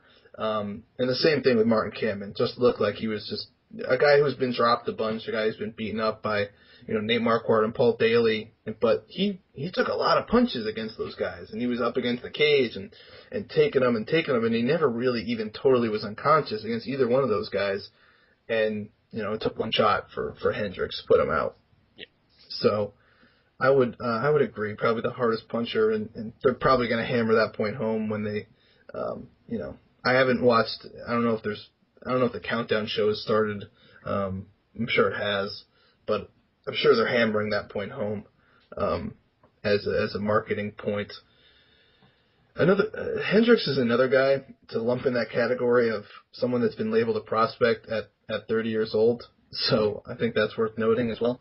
Oh, well, he's also a guy that I think will probably maintain that label even after this, because if he performs well to any degree, people will probably say, well, he can learn from this, come back better, whatever, sort of glossing over the fact that he is not necessarily a spring chicken in this case. But Hendricks is a guy that I think kind of deserved the prospect rap for a longer period of time, because he actually did get better. We talked about the story fight earlier.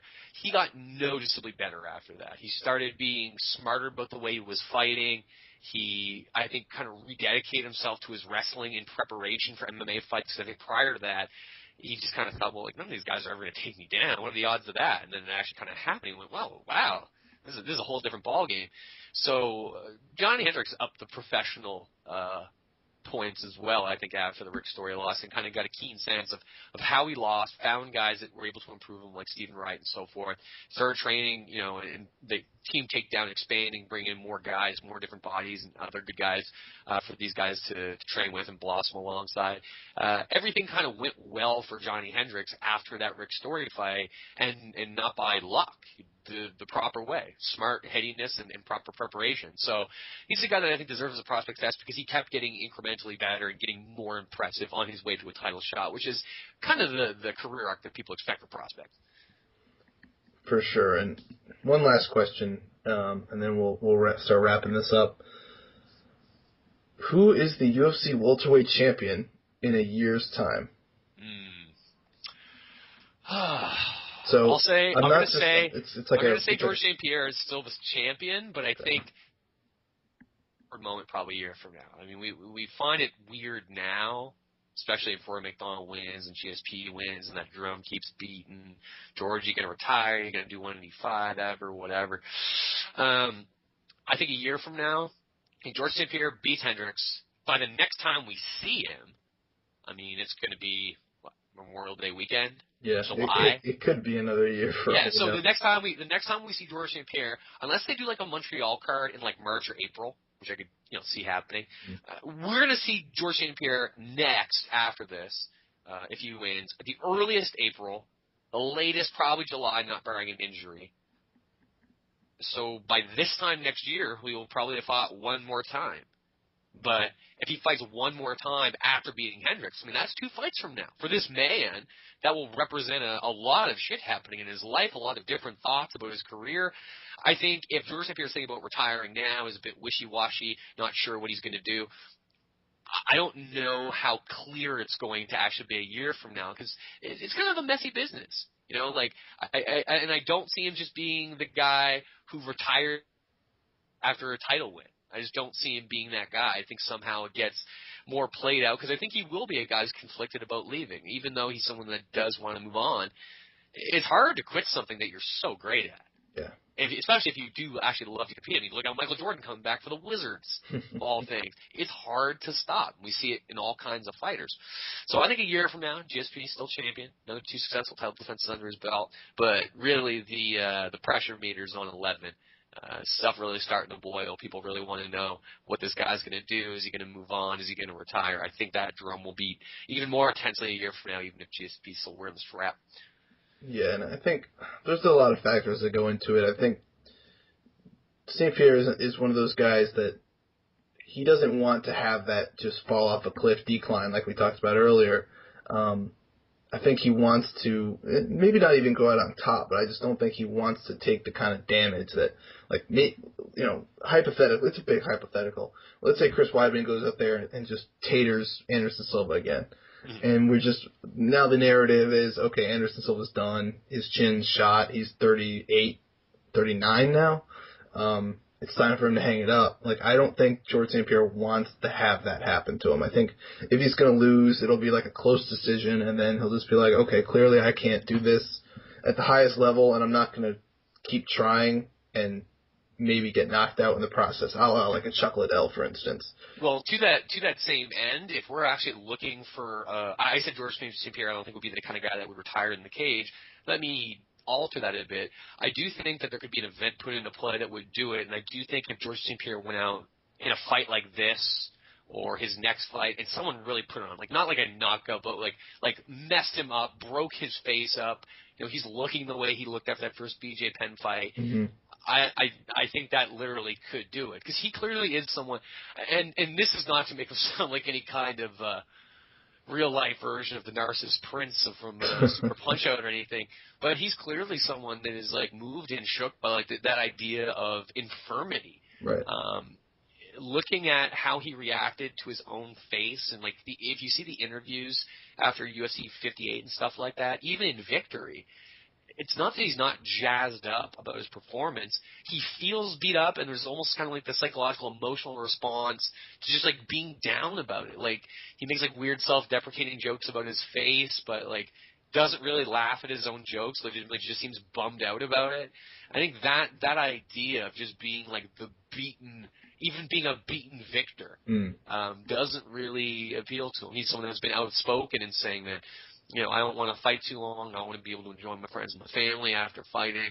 These things are huge priorities for this guy. So if something in the next fight 2-3 led to GSP either not just not being competitive, but intimately coming close with another serious scare or a straight up loss as a result of really getting beat on, I think that's the kind of thing that could make the trigger pull quicker. For sure. And I was going to say I was going to wrap this up, but I thought of one more question because of dude, three last questions. I mean, it's a good number. I know, right? Your lovely website triggered this as I was looking at the fight card, and right on the side there's an interview with Bellator welterweight champion Ben Askren. Is there any chance that Ben Askren is in this sort of title talks within the next year, or does he get engulfed in Bellator legal drama like Eddie Alvarez? Well, it's looking like it's going to go more the Alvarez route, and I mean, we'll see what comes out in the days between us recording this and people hearing this. But I mean, Eddie Alvarez, despite Bellator saying, "Oh, well, it's no big deal because we're still going to do a pay-per-view and Eddie's going to be on it," it is a big deal. And Yeah. Eddie Alvarez and his team are exploring whatever potential avenues they have for recompense. I was going to say retaliation. Maybe that's not most appropriate. Yeah, that seems a little strong. uh, but this is an ongoing issue with UFC and Bellator. I don't expect this to be any different. And when you look at the parameters that Bjorn Remy put in public of allowing Ben Askren to go, I mean, it's a joke. Him saying, I'll let him sign with the UFC if he's promised a title shot immediately so he can show what he's worth, is asinine. Why would the UFC ever acquiesce to this? You're asking for something that you know is not going to be given as a way to get out of actually saying that we want to keep Ben Askren, but we don't necessarily want to pay him most money. We feel offended that he basically just wants to take off and views us as a number 2 promotion, which Askren clearly and righteously does. Right. Instead of just saying that, he finds, a bullshit way to kind of like put it on the UFC, which is, it's clearly a negotiating ploy and so forth. But when you see that kind of tactic being taken, it gives you a sense that at Bellator, they're going to flex their muscle here, and they're going to be, they're going to be Bellatorish about it. Plain and simple. I don't know. It's weird too because Ben Askren, unlike a guy like Eddie Alvarez, who he's going to take whatever route he can take to get back to fighting.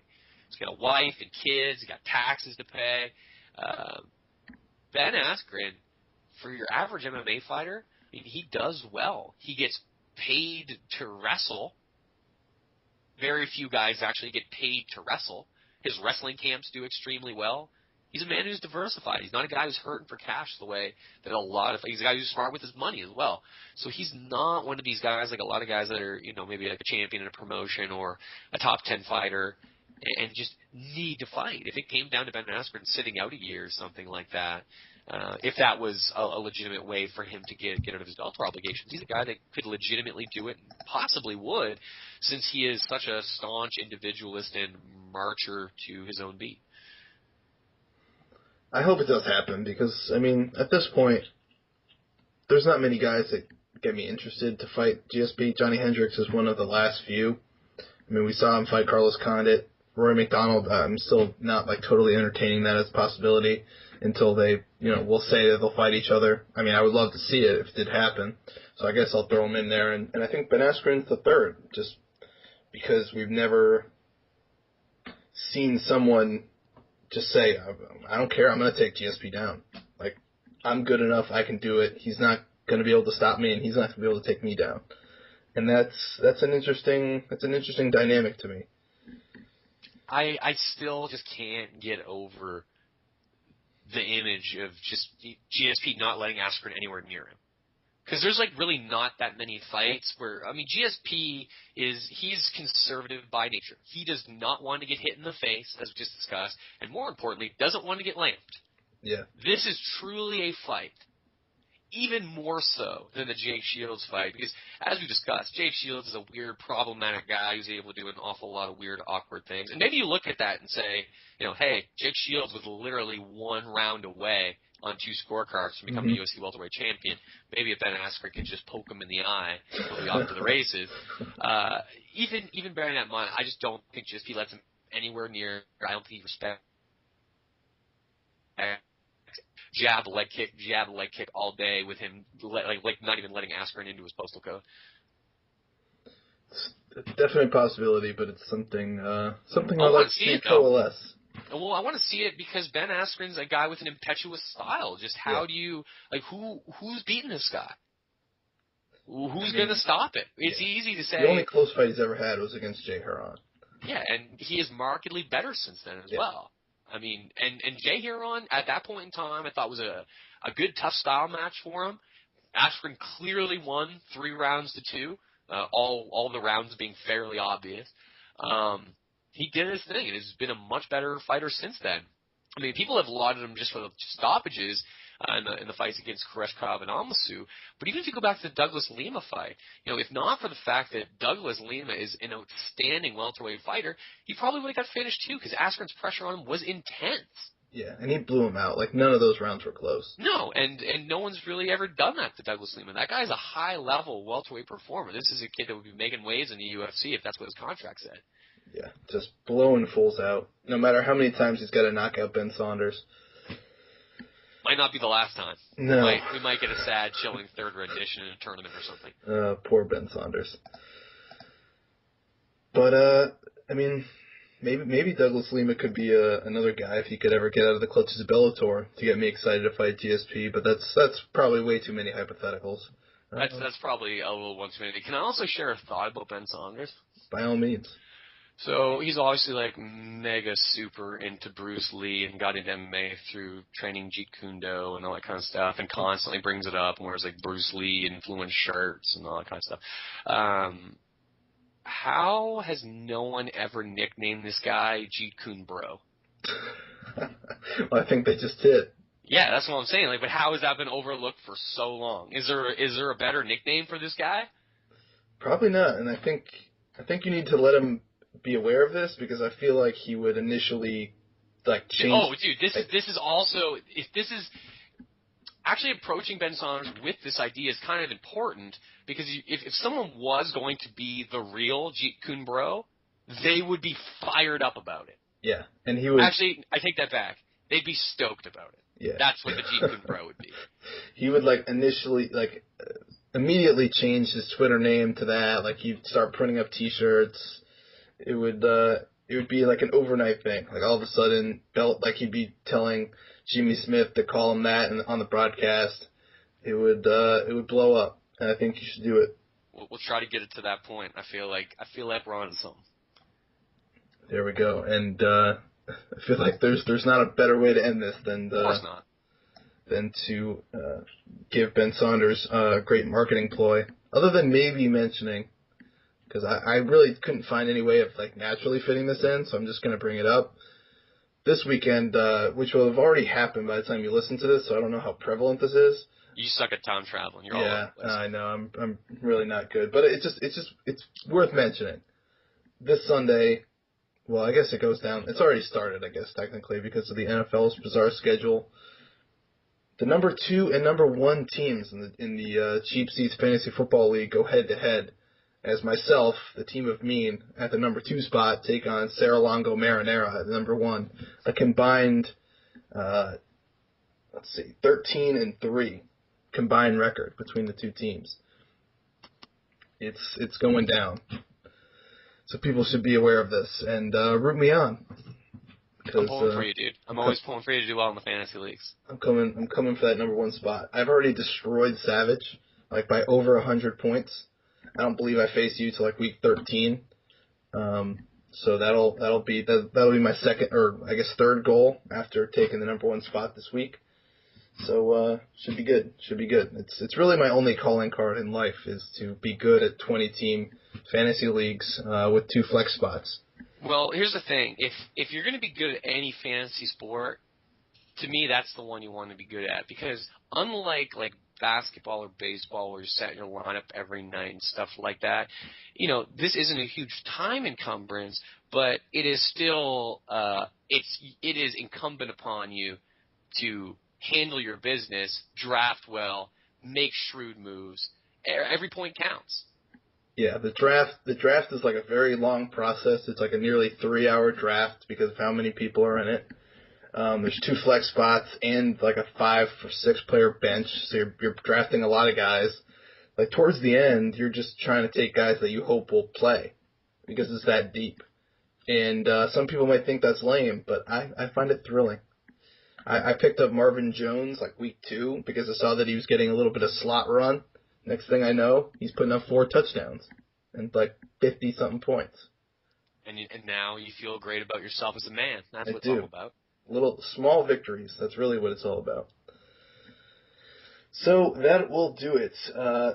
Jordan, thank you for enduring a hungover Friday morning to discuss all things MMA, fantasy sports, and non-prescription lenses. I don't think we touched enough on the non-prescription lenses. We should probably do a follow-up podcast all about them. It's all possible. It's all in the cards in the future. And I know you're a busy guy, so this time is appreciated despite one of our internets clearly not wanting this to happen. Oh man, I'm just thinking. Do you think we could hammer out 2 hours on prescription lenses? Like if we talked about transition, I feel like if we never circle back around to the MMA thing, we could have probably knocked it out. At least just eyewear. 2 hours on eyewear. Something to look forward to.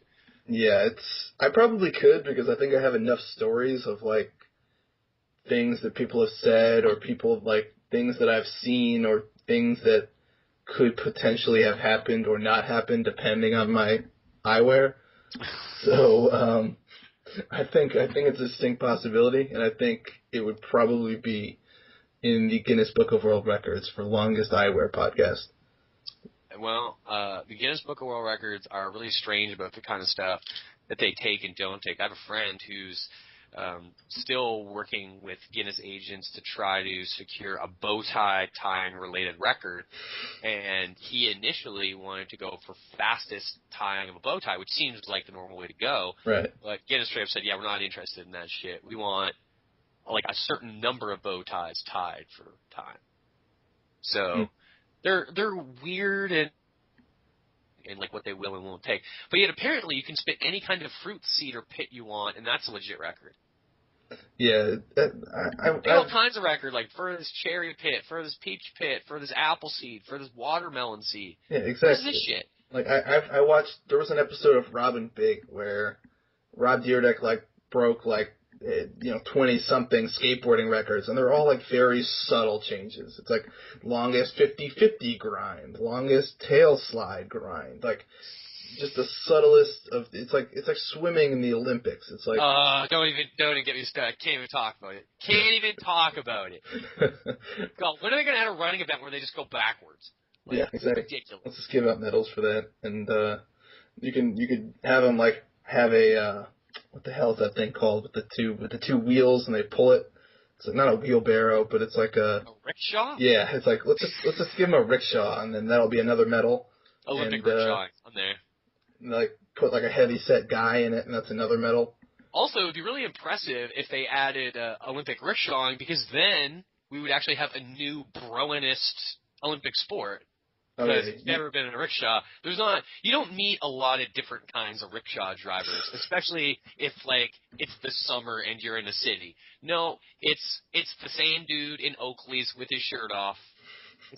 He's got a different face, but it's the same dude. Can you imagine like campuses across the U.S. and Canada with just like if that like gets added as an Olympic sport, just the amount of like hipster like rickshaws that you'd see around campus. Well, here's the thing. You wouldn't see hipster rickshaws because they'd say they were only into rickshaws when it was cool and urban. Oh, that's right. Place to place. Turning into a sport commodified it and ruined the rickshaw. Yeah, you'd see like just dudes that like couldn't make it on the football team all of a sudden transitioning to rickshawing. Or the flip side would be if rickshaw became an Olympic sport, obviously they'd start making rickshaws that were like aerodynamic and had like specific specs. Yeah, Nike would come out with its own rickshaw. Yeah, and it'd be like made of some weird space age material, and it'd be all aerodynamic and funneled with like lines. It's got like a matte finish, and it looks like some kind of superhero car or something. I think the hipster approach would just be straight up like having a wooden rickshaw. Yeah, they'd be comparing like mahogany rickshaws compared to pine or I don't know. Shout out to hipsters. I gotta go get me a rickshaw now. Yeah, the rickshaw and Eyeglass podcast coming soon to TKOTalk.com, where you are listening to this. Thank you guys for listening, and we'll see you next time.